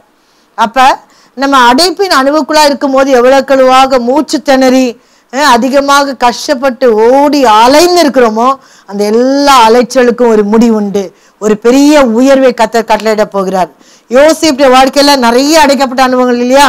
குழி, விற்கப்படுதல், குற்றம் சாட்டப்படுதல், சிறைச்சாலையில் தள்ளப்படுதல். சிறைச்சாலையில் உங்களை தள்ளனா இப்பதான் நான் சொன்னேன் இல்லையா, பவுலப்போஸ்தலன் என்ன பண்ணாரு? நிர்மலை. ஆனா இந்த யோசேப்பு சிறைச்சாலையில மற்றவர்களுக்கு ஊழியம் செய்யறாரு. ஏன்பா சோர்ந்திருக்க கேட்கிறாரா? யாரு கேட்டாரு? வானபாத்திரக்காரனையும் சுயம்பாகியும் சிறைச்சாலையில கூட ஊழியம் செய்ய முடியுமா? அடைப்பட்ட அனுபவத்துல ஊழியம் செய்ய முடியுமா? நிச்சயமாக செய்ய முடியும். அந்த ஊழியம் செய்யும் போதுதான் உங்களுக்கு உயர்வு இருக்கு. அதுதான் கண்டிஷன். உங்கள் சிறைச்சாலையின் அனுபவத்திலே மற்றவர்களை விசாரிக்கும் போது, நீங்களே அங்க சிறைச்சாலையில் இருக்கீங்க, அதுக்கு உள்ள இருக்கவங்க தான் அடுத்த 2 பேர். அவனுடைய சொப்பனங்களே நிறைவேறல. இப்ப யார்கிட்ட கேட்கிறாரு? 2 பேர்ட்டையும் ஏன்பா முகம் துக்கமா இருக்கு? 2 பேரும் சொப்பனம் சொல்லும்போது இவருக்கு கோமா வந்திருக்கும் இல்லையா? ஒரு ஒரு இயற்கையா பார்க்க போனா, ஆண்டவரே எனக்கே சொப்பனம் நிறைவேறல, இவங்களுக்கு போய் நான் என்ன ஊழியம் செய்யுதுன்னு சொல்லல. அவர் சொல்றாரு, சொன்னபடியே நடந்தது. ஆகவே இன்றைக்கு ஆண்டு சொன்ன சிறைச்சாலையின் அனுபவத்திலே ஊழியம் செய்யுங்க. அந்த அவன் செய்த ஊழியத்தின் நிமித்தமாக அவன் பிரதிநிதியாய் அந்த இடத்திலே உயர்த்தப்பட்டான். பவுலு சீலாவை எப்படி அவர்கள் அதான் நான் வாசித்தேன், கால்களை தொழு மரத்திலே மாட்டி வச்சாங்க. எது ஃப்ரீயா இருக்கு? இப்போ கை ஃப்ரீயா இருக்கு, வாய் ஃப்ரீயா இருக்கு. அந்த சூழ்நிலையில கால்களில் அது அந்த நாட்களிலெல்லாம் அந்த சங்கிலிகள் போட்டு அவங்க கட்டும் போது பயங்கரமா ரத்த வடியும், பயங்கரமா வீங்கும். அப்ப அந்த கால் ஒரு சின்ன இடத்துல வீக்கம் இருந்தாலும் நம்முடைய முகமே வீங்குற மாதிரி இருக்கும் இல்லையா? ஆனா கால்கள் அதிகமாக ரத்தம் வடிந்து அப்படியா அந்த சங்கிலிகளால் கட்டி இருக்கும் போது அவர்கள் தங்களுடைய பிரச்சனையை நினைவு கூறாமல் ஆண்டவரை நினைச்சாங்க. உங்களுடைய சிறைவாசத்துல நீங்க என்ன பிரச்சனை வழியா போறீங்க அதை நினைவு கூறாமல் நீங்க ஆண்டவரை நோக்கி பாருங்க, தன்னால விடுதலை வரும். தன்னால அந்த சிறை அனுபவத்தை என்ன பண்ணுவீங்க? வெளியே வருவீங்க. அந்த உட்காவல் அறையிலே இருள் இல்லை, வெளிச்சம் இல்லை, எந்தவித காற்று இல்லை, அதிகமான வேதனை. ஆனா நம்ம பார்க்கிறோம், தேவனை பவுலும் சீலாவும் ஜபம் பண்ணி, அப்போஸ்தலர் 16:24-25 வீட்டுல போய் வாசிங்க, தேவனை துதித்து பாடினார்கள். துதித்து பாடினது சாதாரண பாடல் இல்லைங்க, சத்தமான பாடல். ஏன்னா சிறைச்சாலை எல்லாரும் கேட்டாங்களாம், நீ கொஞ்சம் ஒரு ப்ரேயர் பண்ணுங்கன்னா வாய்க்குள்ளே போகுது, துதி பண்ணுங்கன்னா வாய்க்குள்ளே போகுது. ஆனால் சிறைச்சாலையிலே வேதனையின் மத்தியிலே இவர் என்ன தெரியுமா பண்ணார்? பவுலும் சீலாவும் என்ன பண்ணாங்க தெரியுமா? கர்த்தருக்கு ஊழியம் செய்தார்கள். யோசேப்பு சிறைச்சாலையிலே மற்றவர்களுக்கு ஊழியம் செஞ்சான். ஆனா இந்த சிறைச்சாலையிலே பவுலும் சீலாவும் ஆராதனையின் மூலமாக கர்த்தருக்கு ஊழியம் செஞ்சாங்க. எத்தனை பேர் அதை செய்ய போறீங்க? கர்த்தருக்கு ஊழியம் செய்து ஒரு மேன்மையான காரியம். அதனால உங்களுடைய சிறைவாசத்திலே கர்த்தருக்கு விரோதமாய் முறுமுறுக்காதபடிக்கு அவரை துதித்து பாட நாம் அழைக்கப்பட்டிருக்கோம். சாத்ராக் மேஷக் ஆபேத்நேகோவும் அதேதான். அடைப்பிற்கு உள்ள அடைக்கப்பட்டாங்க. ஆனா என்ன பண்ணாங்க? உயர்த்தப்பட்டார்கள், மாகாணங்களிலே உயர்த்தப்பட்டார்கள். ஆகவே நோவாவின் வாழ்க்கையானது மலையின் உச்சிக்கு உயர்த்தப்பட அடைக்கப்பட்டான். இரண்டாவதாக உணர்த்தப்படுதலுக்காக அடைக்கப்படுதல். என்னாகும் 12ஆம் அதிகாரம் 1ஆம் வசனத்திலே, 1ஆம் வசனம் வாசிங்க. என்னாகும் 2வது குறிப்பு உணர்த்தப்படுதலுக்காக அடைக்கப்படுதல். 12:1. எத்தியோப்பியா தேசத்து ஸ்திரீயை மோசே விவாகம் பண்ணியிருந்தபடியினால் மிரியாமும் ஆரோனும் அவன் விவாகம் பண்ணின எத்தியோப்பியா தேசத்து ஸ்திரீ நிமித்தம் அவனுக்கு விரோதமாய் பேசி மோசேக்கு விரோதமாய் பேசி. அப்ப சில அடைப்பட்ட அனுபவங்கள் கர்த்தரால் அனுமதிக்கப்படுகிறது. சில அடைப்பட்ட அனுபவங்கள் நாம் செய்கிற பாவத்தின் மூலமாய் ஒரு அடைப்பட்ட அனுபவத்துக்குள்ளாய் நாம் போக வேண்டிய ஒரு கட்டாயம் உண்டாகிறது. நல்லா கவனிக்கணும் இந்த இடத்துல. அவனுக்கு விரோதமாய் பேசி. அப்ப 14ஆம் வசனத்திலே 7 நாள் பாளையத்துக்கு புறம்பே விலக்கப்பட்டிருந்தாள், அடைக்கப்பட்டிருந்தாள்.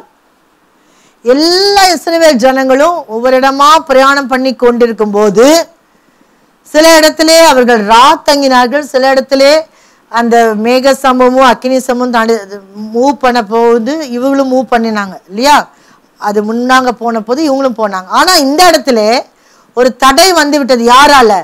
மிரியாமினாலே, மிரியாமினுடைய விரோதமான பேச்சினாலே அந்த இடத்துல அதிகமாக ஒரு தடை ஏற்பட்டு அந்த இஸ்ரவேல் பாளையமே அங்க சம்பித்து நின்று விட்டது. அவளால் பிரயாணம் பண்ண முடியவில்லை.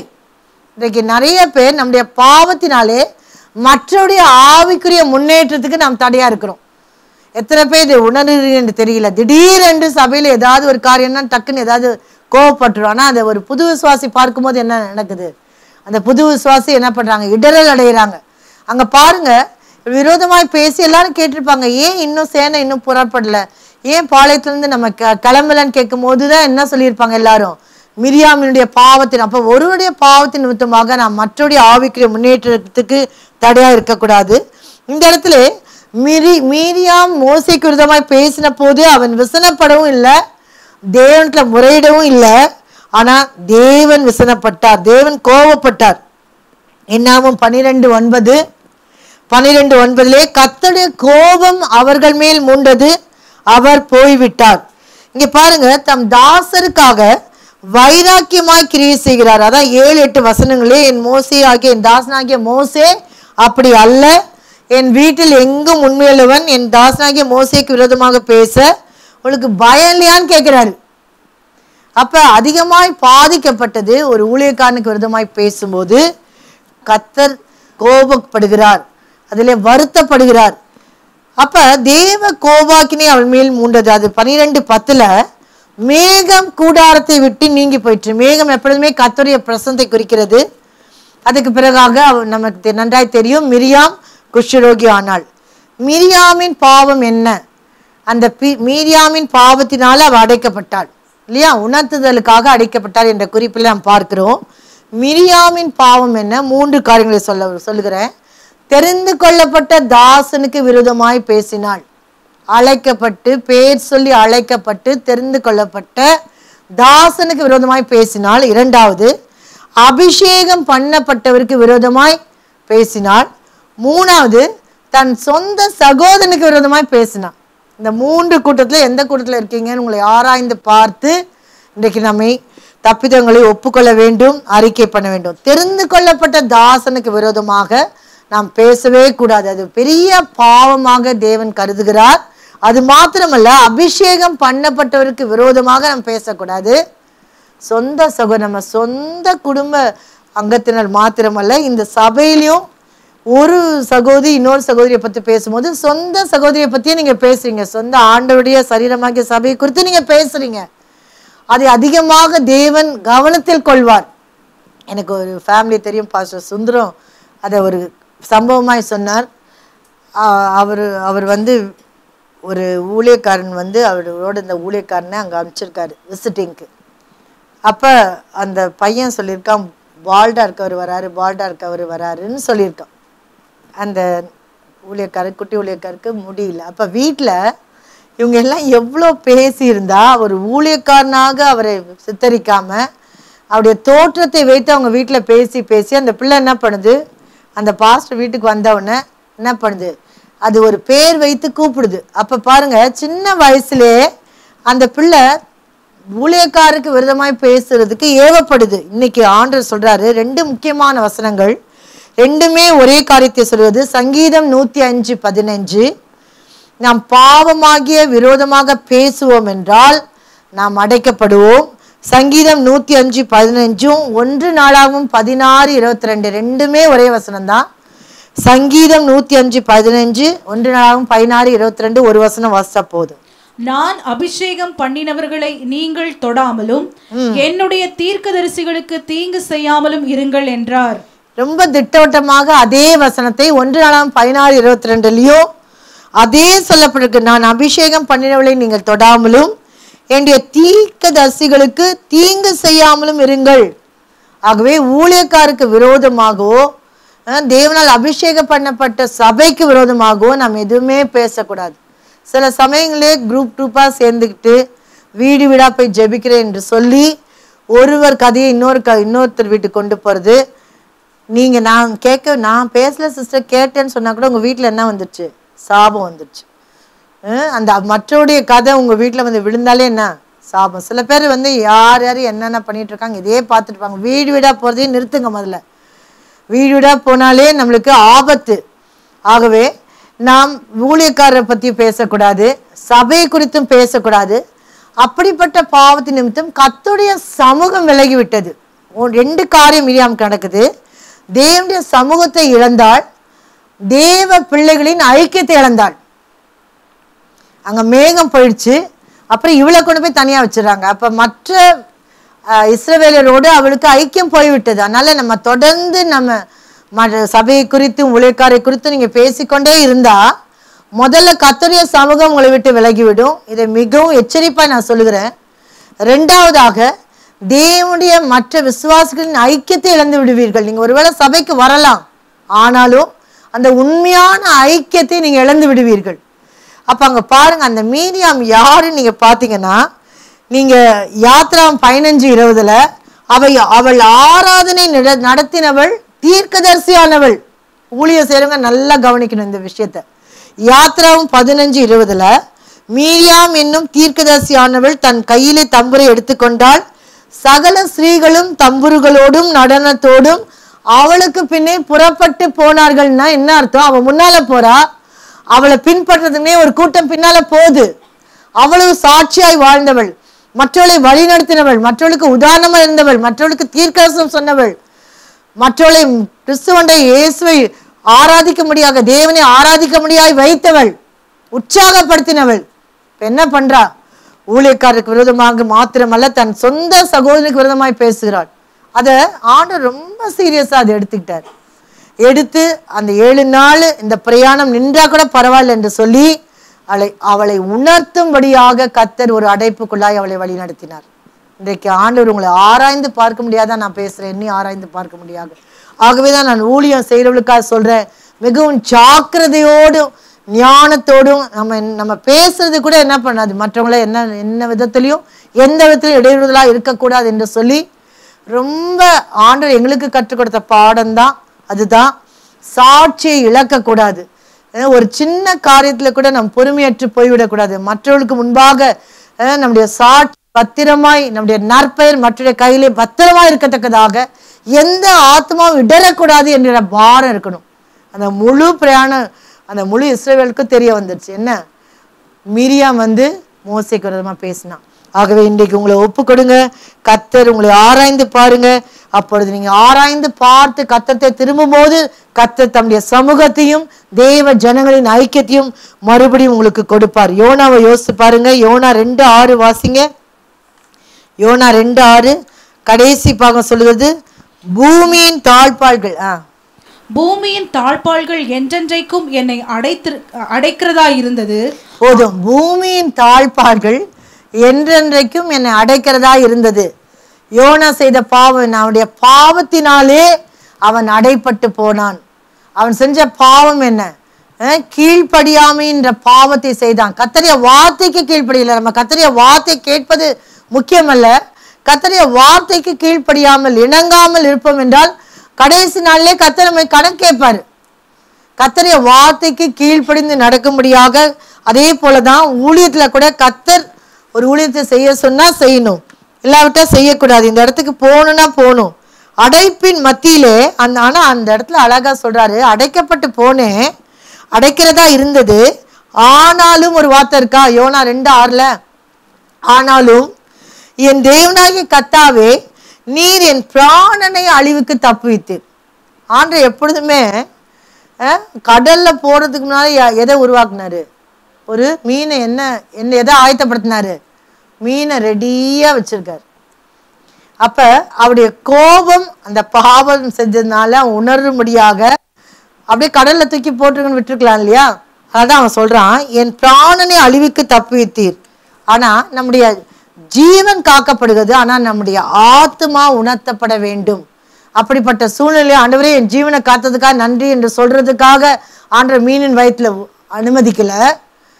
அந்த மீனின் வயிற்றிலே தான் செய்த பாவத்தை உணர முடியாது செய்தார். அதனால்தான் அவர் ஒரு வார்த்தை சொல்றாரு, பொய்யான மாயை பற்றி கொள்கிறவர்கள் தங்களுக்கு வரும் கிருபையை போக்கடி. ஐயோ நான் கிருபையை போக்கடிச்சிட்டேனே, இந்த மீனின் வயிற்றுல நான் 3 நாள் இருக்கிறேனே என்று சொல்லி அந்த அடைப்பின் அனுபவத்தின் மத்தியிலே அவன் தேவனை நோக்கி கூப்பிட்டான். எதுவுமே நமக்கு கடைசி கட்டமே இல்லை. ஆண்டவர் ஆழத்துல போட வேண்டிய தேவன் மீன் வயிற்றுக்குள்ள போட்டாரு. ஆனா அங்க இருந்து மீனின் வயிற்று, எனக்கு ரொம்ப பிடித்தமான காரியம், யோனாவின் மெல்லிய சத்தமானது, மீனின் வயிற்றுக்குள்ள இருந்து கத்துகிற மெல்லிய சத்தமானது அந்த அலைகளின் மத்தியிலே உன்னதத்தில் இருந்த தேவனால் கேட்கப்பட்டது. இங்க பக்கத்துல இருந்து ஏங்க கூப்பிட்டா,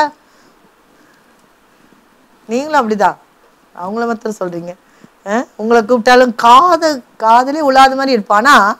ஆண்டவர் அதுங்க போட்டுட்டு அங்க கண்காணிச்சுட்டு இருக்காரு, அந்த மீனையே கண்காணிச்சுட்டு இருப்பார். அது எங்க போகுது, எப்ப அது கக்கணும், அதுக்கு கட்டளை கொடுக்குற வரைக்கும் அந்த 3 நாள் அது வயிற்றுக்குள்ளேயே நீ வச்சுக்கோன்னு அது கட்டளை கொடுத்துருக்காரு. அது கீழ்ப்படியுது, யோனா கீழ்ப்படிய மாட்டான். அதுதான் நம்முடைய பிரச்சனையே. காற்று கடலும் ஏஞ்சி நின்று அமைதியா இருந்தா அடங்குது, நம்ம அடங்க மாட்டோம் சில சமயங்கள்ல. அப்ப பாருங்க, அந்த மீனை அந்த போற திசையை அவர் அப்படியே கண்காணிச்சே வந்துட்டு ஒரு குறிப்பிட்ட இடம் வந்த உடனே 3 நாள் முடிந்த உடனே யோனாவுடைய அடைப்பு முடிந்து விட்டது. வெளியே என்ன பண்ணு, யோனாவை வெளியே கொண்டு வா என்று சொல்றார். அதுதான் ஆண்டோடைய அன்பு. ஹல்லேலூயா. அடைப்பின் மத்தியில நம்ம கண்காணிச்சு எங்க இருக்கிறோம், என்ன பண்றோம், எவ்வளவு கஷ்டப்படுறோம் எல்லாம் அறிஞ்சாலும் எதுக்காக? நீங்கள் உணர்த்தப்படும்படியாக. கொஞ்ச நாள் தான், கொஞ்சம் 10 நாள் இருக்கலாம், சில சமயம் 1 வாரம் இருக்கலாம், 1 வருஷம் இருக்கலாம். ஆனா நம்மளை புடமிட்டு நம்ம உணர்ந்த உடனே கர்த்தரை நோக்கி கூப்பிட்ட உடனே கர்த்தர் நம்மை விடுதலையாக்க வல்லவராக இருக்கிறார். அதனால தான் ஒரு அருமையான வசனம் உண்டு. சாலமோனின் ஜெபத்தை நாம் 2 நாளாகவும் 6ஆம் அதிகாரத்திலே வாசிக்கிறோம். சாலமோனின் ஜெபம் ரொம்ப அழகான வசனங்கள், நீங்க இதை வாசிக்கணும். 37ஆம் வசனம் வாசிங்க. 6:37. அவர்கள் சிறைப்பட்டு போன தேசத்திலே தங்களில் உணர்வடைந்து மனம் திரும்பி நாங்கள் பாவம் செய்து அக்கிரமம் பண்ணி துன்மார்க்கமாய் நடந்தோம் என்று தங்கள் சிறையிருப்பான தேசத்திலே உம்மை நோக்கி கெஞ்சி. 38ஆம் வசனம். தாங்கள் சிறைகளாக கொண்டு போகப்பட்ட தங்கள் சிறையிருப்பான தேசத்திலே தங்கள் முழு இருதயத்தோடும் தங்கள் முழு ஆத்துமாவோடும் உம்மிடத்தில் திரும்பி. கடைசி பாகம், இந்த ஆலயத்திற்கு நேராக உம்மை நோக்கி விண்ணப்பம் பண்ணினால். அடுத்த வசனத்திலே அவர் உமக்கு விரோதமாய் பாவம் செய்த உம்முடைய ஜனத்திற்கு மன்னித்தள்ளும் கேட்கிறாங்க. என்ன சொல்றாரு? சிறைப்பட்டு போன தேசத்திலே உணர்வடைந்து மனம் திரும்பி உம்மை நோக்கி கெஞ்ச வேண்டும். நான் சிறைப்பட்டு போயிருக்கிறேன், என்னுடைய பாவத்தினால, என்னுடைய பாவ சுவாபத்தினால, என்னுடைய கீழ்ப்படியாமையினால ஆண்டவரே எனக்கு இறங்கும் என்று சொல்லி நாம் கெஞ்சத்தக்கதாக அந்த உணர்த்துதல் இன்றைக்கு கிடைக்க வேண்டும். அது மாத்திரமல்ல, முழு இதயத்தோடும் முழு ஆத்மாவோடும் கர்த்தரை திரும்பி ஆலயத்துக்கு நேராக உம்மை நோக்கி விண்ணப்பம் பண்ணினால் கர்த்தர் என்ன பண்ணுவார்? நியாயத்தை விசாரித்து ஜனத்திற்கு மன்னிப்பார். ஆகவே இன்றைக்கு உடைக்கப்படுதலுக்காக அடைக்கப்பட வேண்டும். மூன்றாவது, அதற்கு பிறகு உங்களுக்கு தெரியும், மிரியாம் வெளியே வந்துட்டா. அதுக்கப்புறம் அந்த இஸ்ரவேலர்கள் முன்னேறினார்கள். மூன்றாவது, உருவாக்கப்படுதலுக்காக அடைக்கப்படுதல். யாத்ராகமம் 14:3 உருவாக்கப்படுதலுக்காக அடைக்கப்படுதல். அப்பொழுது பார்வோன் இஸ்ரவேல் புத்திரரை குறித்து, அவர்கள் தேசத்திலே திகைத்து திரிகிறார்கள், வனாந்திரம் அவர்களை அடைத்து போட்டது என்று சொல்லுவான். வனாந்திரம் அவளை அடைத்து போட்டது சத்துரு சொல்றான். அந்த மாதிரி ஒரு அடைக்கப்பட்ட ஒரு வனாந்திரத்திலே இஸ்ரவேலர்கள் காணப்பட்டார்கள். ஏனென்றால் கர்த்தர் அவளை உருவாக்கி உருமாற்றி எங்க கொண்டு போறதுக்கு?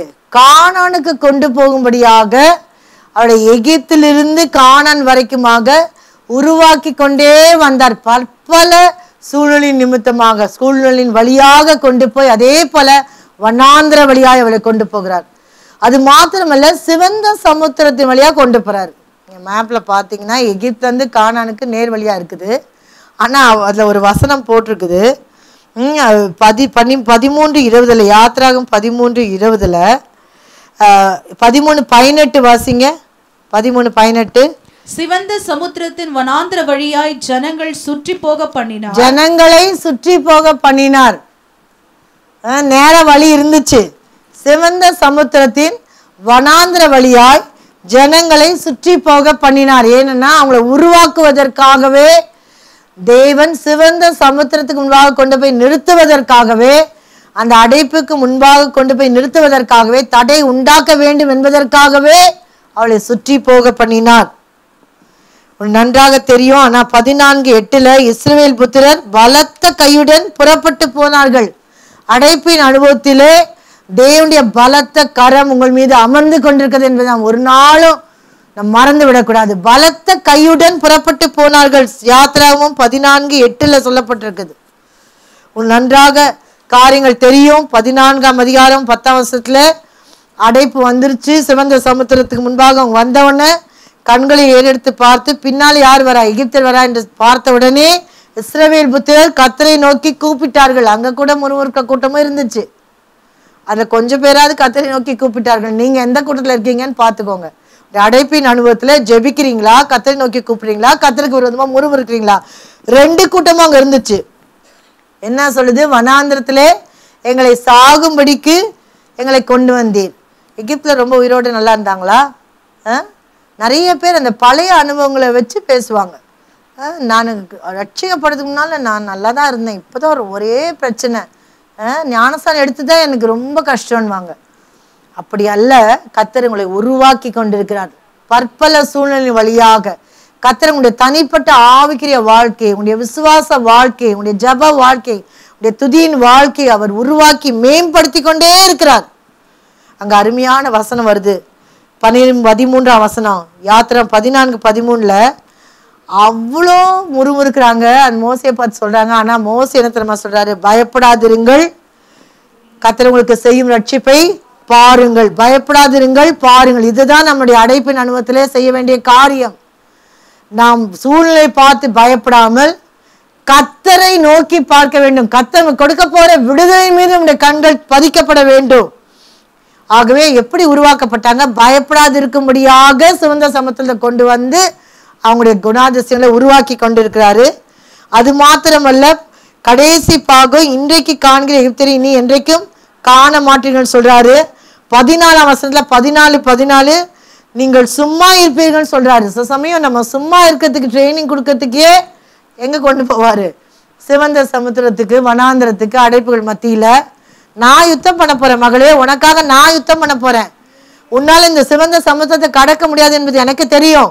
ஆனா என்னுடைய பலத்த கோல் உங்களுக்காக கிரியை செய்ய வேண்டிய வல்லமை அதிகாரமும் உங்களுக்காக அற்புதங்களை நிகழ்த்தும். ஆகவே நீங்க சோர்ந்து போகாதீங்க, பயப்படாதீங்க, சும்மா இருங்க. ஆய் முடிட்டு சும்மா இருந்தாலே போதுன்றார் இல்லை? அதுதானே முடியாது, சகோதரிகளுக்கு ரொம்பவே முடியாது. அமைதியாக இரு, போதும், சண்டை ஜாஸ்தியாகுது வீட்டில் சொல்லுவாங்க, போதும் போதும் வாக்குவாதம் ரொம்ப ஜாஸ்தியாகிற மாதிரி இருக்குதுன்னு சொல்ல சொல்ல சொல்ல அது எப்படி அன்னைக்கு இப்படி பண்ணீங்களே இப்படி பண்ணீங்க, ஏன்னா கடைசி வாக்கு இவங்க சொல்லி தான் முடிப்பாங்க சண்டையை. அதில் ரொம்ப சந்தோஷம். எல்லாம் சண்டை முடிச்சோடனே யார் ஆண்பியானவர் போயிடுவார், பிசாசு உள்ளே உட்காந்துருக்கும். ரொம்ப சந்தோஷமாக கடைசியாக பிசாசு உள்ளே கொண்டு வந்ததுக்கு ரொம்ப சந்தோஷமா. அப்போ என்னன்னா, சும்மா இருக்கிறதுக்காக தேவன் ட்ரைனிங் கொடுக்குறாரு. உங்களுடைய அடைப்பின் அனுபவத்தில் ரொம்ப கஷ்டம் பாருங்கள். ரட்சிக்கப்படாத கணவர் மத்தியில், அடங்காத பிள்ளைகள் மத்தியில், பலவிதமான எதிர்த்து வருகிற சொந்தக்காரர் மத்தியில், பயங்கரமான அடைப்பின் அனுபவங்களின் மத்தியில் அமைதியாக இருக்கிறது கஷ்டம். ஆனால் நம்மளை உருவாக்குவார். அமைதியாரு அமைதியாரு. 2012ஆம் ஆண்டு நான் அடிக்கடியாக சொல்லியிருக்கிறேன், ஊழியத்தில் பயங்கரமான வருஷம். எங்களுக்கு விரோதமாய் பேசினோட அநேகர் ஊழியம் என்ன தரிசனம் கண்டாங்க, தரிசனம் எல்லாம் ஒன்றும் இல்லை, இவங்க தரிசனம்லாம் ஒன்றும் நடக்காதுன்னு சொல்லி பயங்கரமாக பேசினாங்க. என்னிடத்துலேயே இன்னொருத்தர் சொல்லுவாங்க, நான் கேட்டுட்டேன், அமைதியாக இருப்பேன். ஆனால் கர்த்தர் அந்த நாட்கள்லேயே சும்மா இருக்கிறதுக்கு ஆண்டவர் பலன் கொடுத்தார். சும்மா இருப்பதே அவள் பலன் போட்டிருக்குதா? சும்மா இருக்கிறது தான் பலன். நம்ம வாயாடினா என்ன, நம்ம சக்தியும் போகுது, நம்முடைய உடல்நிலையும் கெட்டு போகுது, மனசு கெட்டு போகுது. சும்மா இருந்துட்டு நிம்மதியாக போயிடும். பேசாமல் இருங்க, அந்த சூழ்நிலையே மாறி போயிடும். ஆனால் நம்ம தான் அதை பேசி பேசி முடிக்க பார்க்குறோமே. அப்போ அமைதியாக இருக்க முடியாத அதிகமாக எங்களை ஊழியத்தில் உருவாக்குனார். அமைதியாரு, ஒன்றும் சொல்லாத, நீ என்னத்துல கூட முறையிடாத, வெறுமையாக ஜெபி, அவளுக்காக ஜெபி. அப்போ கர்த்தர் சும்மா இருக்க முடியாகவே நம்மை உருவாக்குறார். அதுதான் அங்கே ட்ரைனிங்கே கொடுக்குறார். அந்த இடத்துல நீங்கள் தொடர்ந்து நீங்கள் பார்ப்பீங்கன்றால் கர்த்தரை நம்பி முன்னேறும்படியாகவும் கடலின் மத்தியிலே நடக்கும்படியாக ட்ரைனிங் கொடுக்குறாரு, உருவாக்குறாரு. உங்களை விட்டா எப்படி எல்லாம் தண்ணி பழந்துருச்சு, 2 பக்கம் நிற்கிது, உள்ளே போங்க உள்ளே போங்க. முதல்ல இந்த ஆள் பாவம், அவர் தானே ஃபஸ்ட்டு உள்ளே போயிருக்கணும். முதல்ல இந்த தான் ரொம்ப பயங்கரம், பாவம். அதனாலே சில பேர் சொல்லுவாங்க, ரொம்ப ஆண்டுக்குள்ளே ரொம்ப முன்னால் வந்துட்டா ரொம்ப பாடு வந்தது, அதனால கொஞ்சம் பின்னாலே இருந்துக்கிறேன் அப்படின்வாங்க. பின்னாலேயும் சத்ரு இருக்கலாம், அதையும் மறந்துடக்கூடாது. முன்னால் என்ன இருக்குது? சிவந்த சமுத்திரம் இருக்குது. ஆனாலும் நம்ம முன்னேறி செல்ல கால் எடுத்து வைக்கும் போது அந்த கடலின் மத்தியிலே அந்த ஒரு தண்ணீரும் காலில் படாத அளவுக்கு உங்களை நான் வழிநடத்த நல்லவர் வல்லவர் என்பதை உங்களுக்கு நிரூபிக்கும்படியாக உங்களுக்குள்ளாக அந்த விசுவாசத்தை உருவாக்கி கொண்டிருக்கிறார். எத்தனை பேர் எனக்கு விசுவாசிக்க முடியும்? என்ன நடந்துச்சுன்னா, அவங்க சேனையை என்ன பண்ணுது, அந்த இஸ்ரவேலர்கள் கடந்து போயிட்டாங்கன்னு தெரிஞ்ச உடனே சேனையை திரட்டுது. எது? பார்வோன் சேனையை திரட்டினான். ஆனால் ஆண்டவர் என்ன செஞ்சாரு, அந்த பார்வோனுடைய சேனைகளை என்ன பண்ணாரு, உருண்டு போகும்படி ஃபுல்லாக கழலும்படி செய்து விட்டார். இங்கே ஒரு பக்கம் சேனையை திரட்டுறாங்க, அங்கே ஆண்டவர் வேற விதமாக கிரியை செய்கிறார். ஆகவே இன்னைக்கு உங்களை ஒப்பு கொடுப்பீங்களா? இந்த நாளிலே கர்த்தாவே அந்த 14ஆம் அதிகாரம் 20-24 வீட்டில் போய் வாசித்து பாருங்க. இரவை வெளிச்சமாக்கினார், அவர்கள் சேனையை கலங்கடித்தார். அப்ப 14:25 சத்ரு தன் அறிக்கையை மாற்றிக்கொண்டான். என்ன சொல்றான் சத்ரு? யாத்திராகமம் 14:25 அந்த அடைப்பின் அனுபவத்தில் அவள் இருக்கும்போது சத்ரு என்ன சொல்றான், எகிப்தியர் கடைசி பாகம் இஸ்ரவேலரை விட்டு ஓடி போவோம், கர்த்தர் அவளுக்கு துணை நின்று எகிப்திற்கு விரோதமாய் யுத்தம் பண்ணுகிறார். அவங்க திரும்பி போக பார்க்குறாங்க, ஆனால் திரும்பியும் போக முடியாது, முன்னேறவும் முடியாது. என்ன வந்துருச்சு, அதுக்குள்ள பலத்த காற்று வீசி விடிய காலத்தில் சமுத்திரம் பலமாய் திரும்பி என்ன பண்ணாங்க, எல்லாரும் அழிக்கப்பட்டார்கள். ஒரு பக்கம் இஸ்ரவேலர் காக்கப்படுகிறார்கள், உருவாக்கப்படுகிறார்கள். ஆனால் மறுபக்கத்திலே நம்முடைய பகைவர், அவருடைய பகைவர் அழிக்கப்படுகிறார்கள். யாத்திராகம் 15 தேவன் அவளை ஆராதிக்கும்படியாக இப்பயே ஆயத்தப்படுத்துறாரு. 14 பயங்கரமான சம்பவம் நடக்கிறது, சிவந்த சமுத்திரத்தை அனுபவம். ஆனால் 15 தேவன் அவளை ஆராதிக்கும்படியாக இந்த சூழ்நிலையின் மூலமாக அவளை அதிகமாக ஆயத்தப்படுத்துகிறார். இப்ப கற்பத்திலே ஒரு குழந்தை இருக்கும்போது அது அடைப்பட்டு இருக்கிறதை போல் காணப்பட்டாலும் தாய்க்குள்ளாக ஜீவன் உண்டாகி நாளுக்கு நாள் அந்த குழந்தை பல விதத்துல உருவாகிட்டே இருக்கும். பார்த்தீங்களா? உருவாகிக்கொண்டே இருக்கும். கற்பத்திலே அடைப்பட்ட ஒரு அனுபவம் தான். ஆனாலும் அதுக்குள்ள ஜீவன் இருக்கிறபடினாலே, அதே போலதான் கிறிஸ்துவின் ஜீவனை நம்முடைய அடைப்புகளின் மத்தியில் நமக்குள்ள வைத்து நம்மை உருவாக்கி கொண்டே இருக்கிற ஒவ்வொரு பாகமா உருவாகும். பிரெயின் உருவாகும், ஒவ்வொரு பாகமா. அது இட்ஸ் அ மிரக்கிள் கிரியேஷன் இல்லையா? அப்ப அப்படிப்பட்டதான ஒரு உருவாகி கொண்டே வருகிறது. தண்ணீர் மற்றும் இரத்தத்தின் மூலமாய் அந்த குழந்தை வெளிப்படுகிறது. அதே போல பஸ்கா ஆட்டுக்குட்டியின் இரத்தத்தினாலே இஸ்ரவேலரை எகிப்திலிருந்து வெளியே கொண்டு வந்தார். ஆனா சிவந்த சமுத்திரத்தின் ஜலத்தின் மூலமாக, அது ரட்சிப்பை குறிக்கிறது, பஸ்கா ஆட்டுக்குட்டியின் ரத்தம். ஆனா சிவந்த சமுத்திரத்தின் வழியாய் கொண்டு போனது நிமித்தமாக அவளை ஞானஸ்தானத்துக்குள்ளாய் நடத்தினார். அப்ப தண்ணீரும் ரத்தமும் எப்படி ஒரு பிள்ளையை பிறக்க செய்யுதோ, அதே போல ஆட்டுக்குட்டியானுடைய ரத்தமும், அது மாத்திரமல்ல அந்த சிவந்த சமுத்திரத்தின் தண்ணீரும் நம்ம என்ன பண்ணுது, ஒரு ஆவிக்குரிய பிள்ளையாக இந்த உலகத்திலே பிறக்க வைக்கிறது. அந்த வசனத்தை வாசிங்க. 1 கொரிந்தியர் 10 1 4 வசனங்கள் நான் முடிக்க போகிறேன். 1 கொரிந்தியர் 10 1 4 வசனங்கள், முக்கியமான வசனங்கள். இப்படி இருக்க சகோதரரே, நீங்கள் எவைகளை அறிய வேண்டும் என்று இருக்கிறீர்கள் என்றால், நம்முடைய பிதாக்கள் எல்லாரும் மேகத்துக்கு கீழாயிருந்தார்கள், எல்லாரும் சமுத்திரத்தின் வழியாய் நடந்து வந்தார்கள், எல்லாரும் மோசைக்குள்ளாக மேகத்தினாலும் சமுத்திரத்தினாலும் ஞானஸ்நானம் பண்ணப்பட்டார்கள், எல்லாரும் ஒரே ஞான போஜனத்தை புசித்தார்கள், எல்லாரும் ஒரே ஞானபானத்தை குடித்தார்கள். எப்படி எனில் அவர்களோடு கூட சென்ற ஞான கண்மலையின் தண்ணீரை குடித்தார்கள், அந்த கண்மலை கிறிஸ்துவே. 2ஆம் வசனத்திலே மேகத்தினாலும் சமுத்திரத்தினாலும் ஞானஸ்நானம் பண்ணப்பட்டார்கள். பஸ்கா ஆட்டுக்குட்டி அந்த ரத்தம் பூசப்பட்ட போது எகிப்திலிருந்து விடுதலை கிடைத்தது. ஆனால் சிவந்த சமுத்திரத்தின் அடைப்பின் வழியாக அவள் கடந்து வந்த போது அவள் ஞானஸ்நானத்துக்குள்ளாய் அவள் கடந்து வந்தார்கள். அதற்கு பிறகாக கானானுக்குள்ளாக அவள் கொண்டு போகப்படும்படியாகவே உருவாக்கப்பட்டார்கள். எனக்கு எகிப்தின் அனுபவம் ரொம்ப கஷ்டமா இருந்துச்சு. இப்ப வனாந்தத்துல நான் அப்படியே இருந்துட்டு போறேன், அப்படி இல்லை. ஆண்டு உங்களை குறித்து என்ன நோக்கம் வச்சிருக்கார், கானானுக்கு கொண்டு போகும்படியாக உங்களை அடைப்புகளின் வழியாக கொண்டு போய், சமுத்திரத்தின் வழியாய் கொண்டு போய் உங்களுடைய எல்லா சுவாபங்களையும் அவர் முற்றிலுமாய் மாற்றி உங்களை உருவாக்க விரும்புகிறார். கடைசியாக ஒரு வசனத்தை சொல்றேன். ஏசாயா 43 13 15 16 கூட வாசிக்கலாம். ஏசாயா 43 13 15 16. நான் உண்டாகிறதற்கு முன்னும் நானே இருக்கிறேன், என் கைக்கு தப்புவிக்கத்தக்கவன் இல்லை, நான் செய்கிறதை தடுப்பவன் யார்?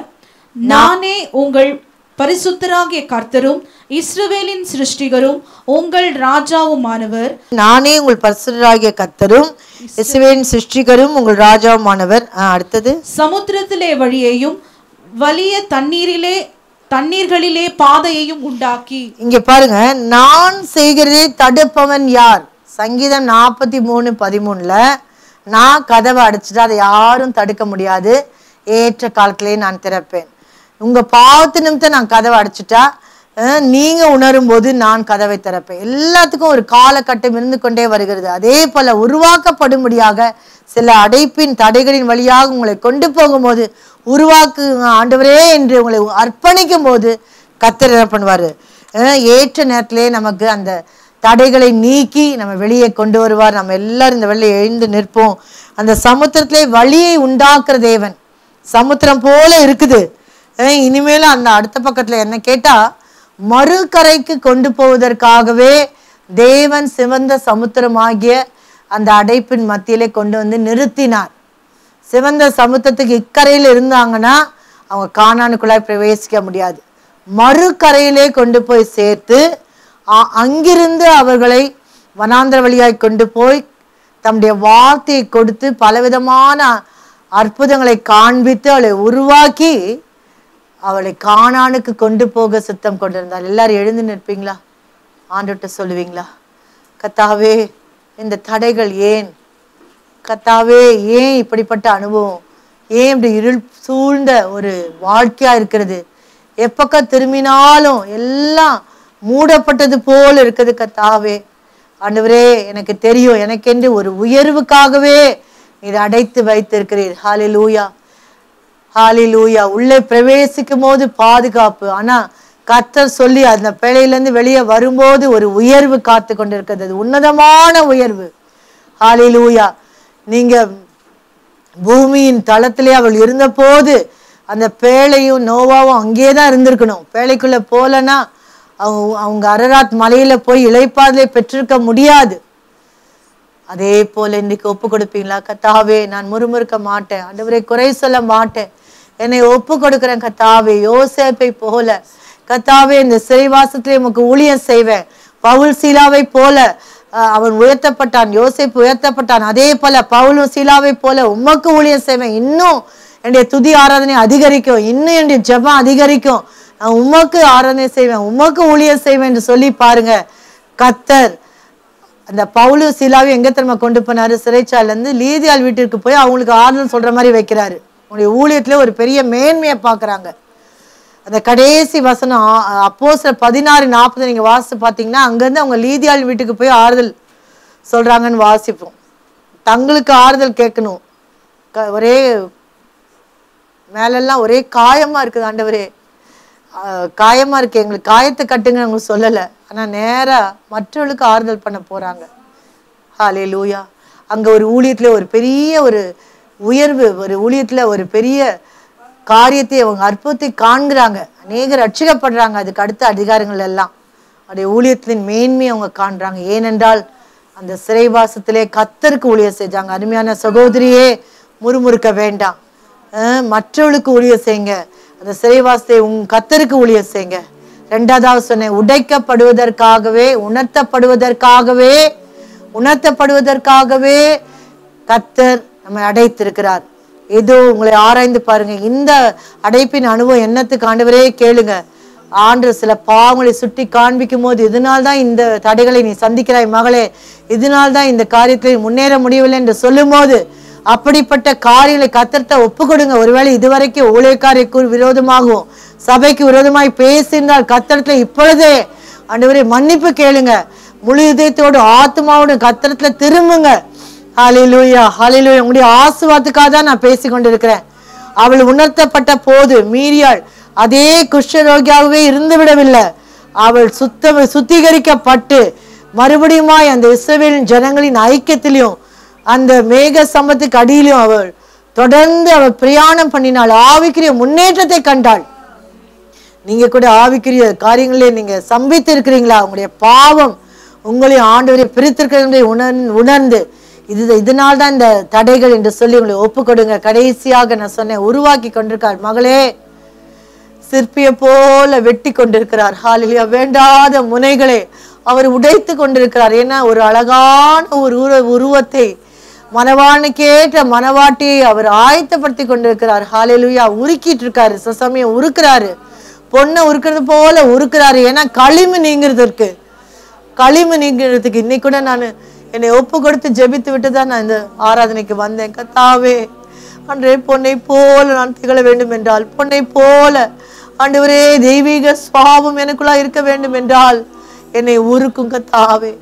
அன்றை வேண்டாத காரியம் எடுத்து போடு, என்னை உருவாக்கும் கர்த்தாவே.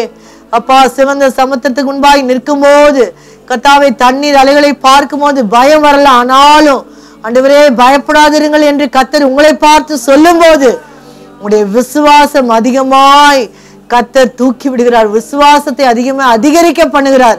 அருமையான மகளே, சிவந்த சமுத்திரத்தை பார்த்து யோர்தான் கரை புரண்டு வருவதை பார்த்து அதிகமாய் சோர்ந்து போய் பயந்து வந்திருக்கிறார். மகளே, எனக்கு விமோசனமே இல்லை என்று சொல்கிறாய். ஆனா இல்ல, கர்த்தர் சொல்லுகிறார், சிவந்த சமுத்திரத்தை நான் கடக்க பண்ணுவேன். ஹல்லேலூயா. சிவந்த சமுத்திரத்தை கடக்க பண்ணுவேன், ஆழங்களிலே உன்னை நடக்க பண்ணுவேன். ஹல்லேலூயா. இதுவரையும் நீ சென்றிராத பாதையில் உன்னை கொண்டு போய் மறுக்கரை சேர்ப்பேன். ஏனென்றால் அங்க அநேக அனுபவங்கள் உனக்காய் காத்து கொண்டிருக்கிறது. ஹல்லேலூயா. நீ கர்த்தருடைய வார்த்தையை சீனாய் மலையிலே பெற்றுக்கொள்ள வேண்டுமே, என்னால் நீ நடத்தப்பட வேண்டுமே, கானானுக்கு போய் சேர வேண்டுமே. அதுதான் என்னுடைய உருவாக்குதலின் நோக்கம். விட்டு கொடுத்துருங்க.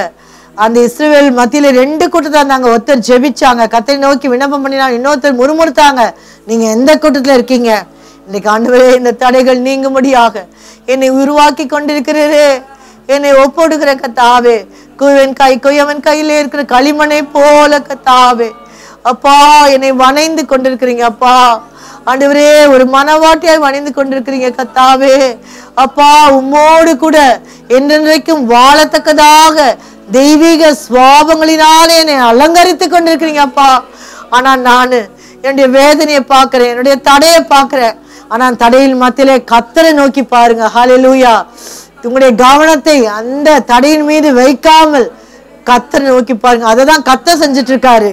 நீங்க தடைகளின் வழியாய் போகும்போது மீனின் வயிற்று போல காணப்படும் போது அவருடைய கண்கள் அந்த மீன் மேலே இருந்தது.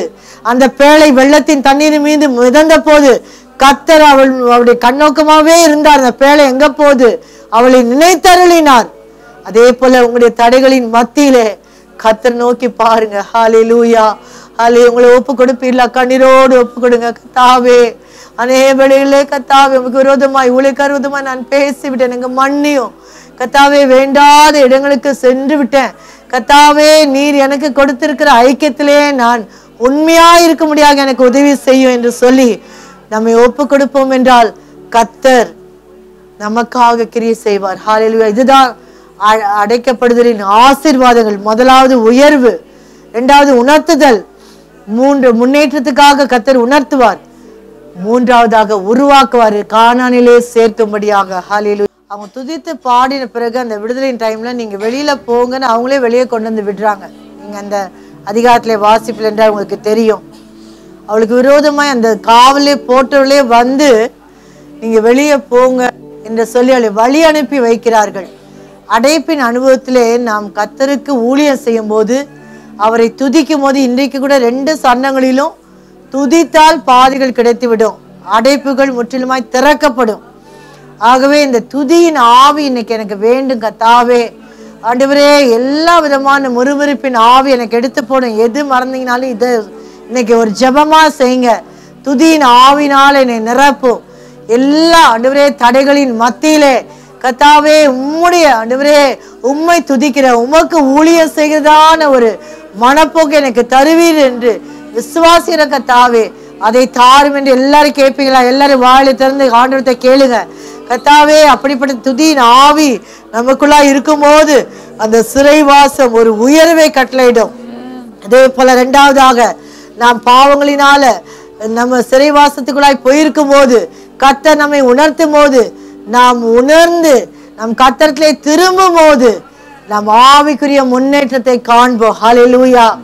எந்த இடத்துல அவர்கள் பாலை இறங்கி அப்படியே சம்பித்து நின்றார்களோ மறுபடியும் 7 நாள் கழித்து அந்த இஸ்ரவேல் பிரயாணம் தொடங்கினது. அதே போல கர்த்தர் நீங்கள் உங்களை உணர்த்தப்பட ஒப்பு கொடுக்கும் போது கர்த்தர் தொடர்ந்து உங்களை நடத்துவார். ஹல்லேலூயா. அதிக நாட்கள் அப்படியே விட்டுவிட மாட்டார். உங்களை அறிக்கை பண்ணும்போது அதை மன்னிப்பார், அந்த பாவத்தை மன்னிப்பார். கடைசியாக ஆண்டவரே சீயோனுக்கு நேராய் செல்கிற ஒரு மனவாட்டியா என்னை உருவாக்கி கொண்டிருக்கிறீங்க அப்பா.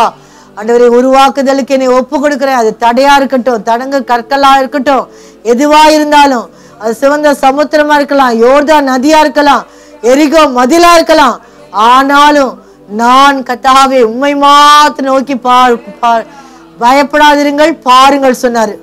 அதுக்கு பிறகாக அவங்க சிவந்த சமுத்திரத்தை கண்டுட்டு கடந்துட்டு அவங்க திரும்பி பார்த்தப்ப செத்த பிரேதங்களை கண்டாள் என்று வாசிக்கிறோம். அதை தான் உங்களை காண வைப்பார், அற்புதங்களை காண வைப்பார். அந்த தடைகளை தாண்டி மறுக்கரைக்கு போகும்போது நீங்க திரும்பி பார்த்தா உயிரோடு இருந்த எகிப்தியர் உயிரோடு இருக்க மாட்டாங்க, உங்களுக்கு விரோதமா கிரியை செய்தவங்க இருக்க மாட்டாங்க. ஹல்லேலூயா. உங்களுடைய கண்கள் காணும் அவளை குறித்ததான செய்தியை நீங்கள் கேள்விப்படுவீர்கள். ஹல்லேலூயா. காண்பீர்கள் என்று சொன்னாரு, வாக்குத்தத்தம் கொடுத்தாரு, அவள் கண்டார்கள். பயப்படாமல் முன்னேறின போது கர்த்தனை உருவாக்கி கொண்டிருக்கிறார் என்று விசுவாசி உருவாக்கி கொண்டிருக்கிறார் என்று சொல்லி அவளை ஒப்பு கொடுத்த போது அவள் அற்புதத்தை கண்டார்கள். ஹல்லேலூயா.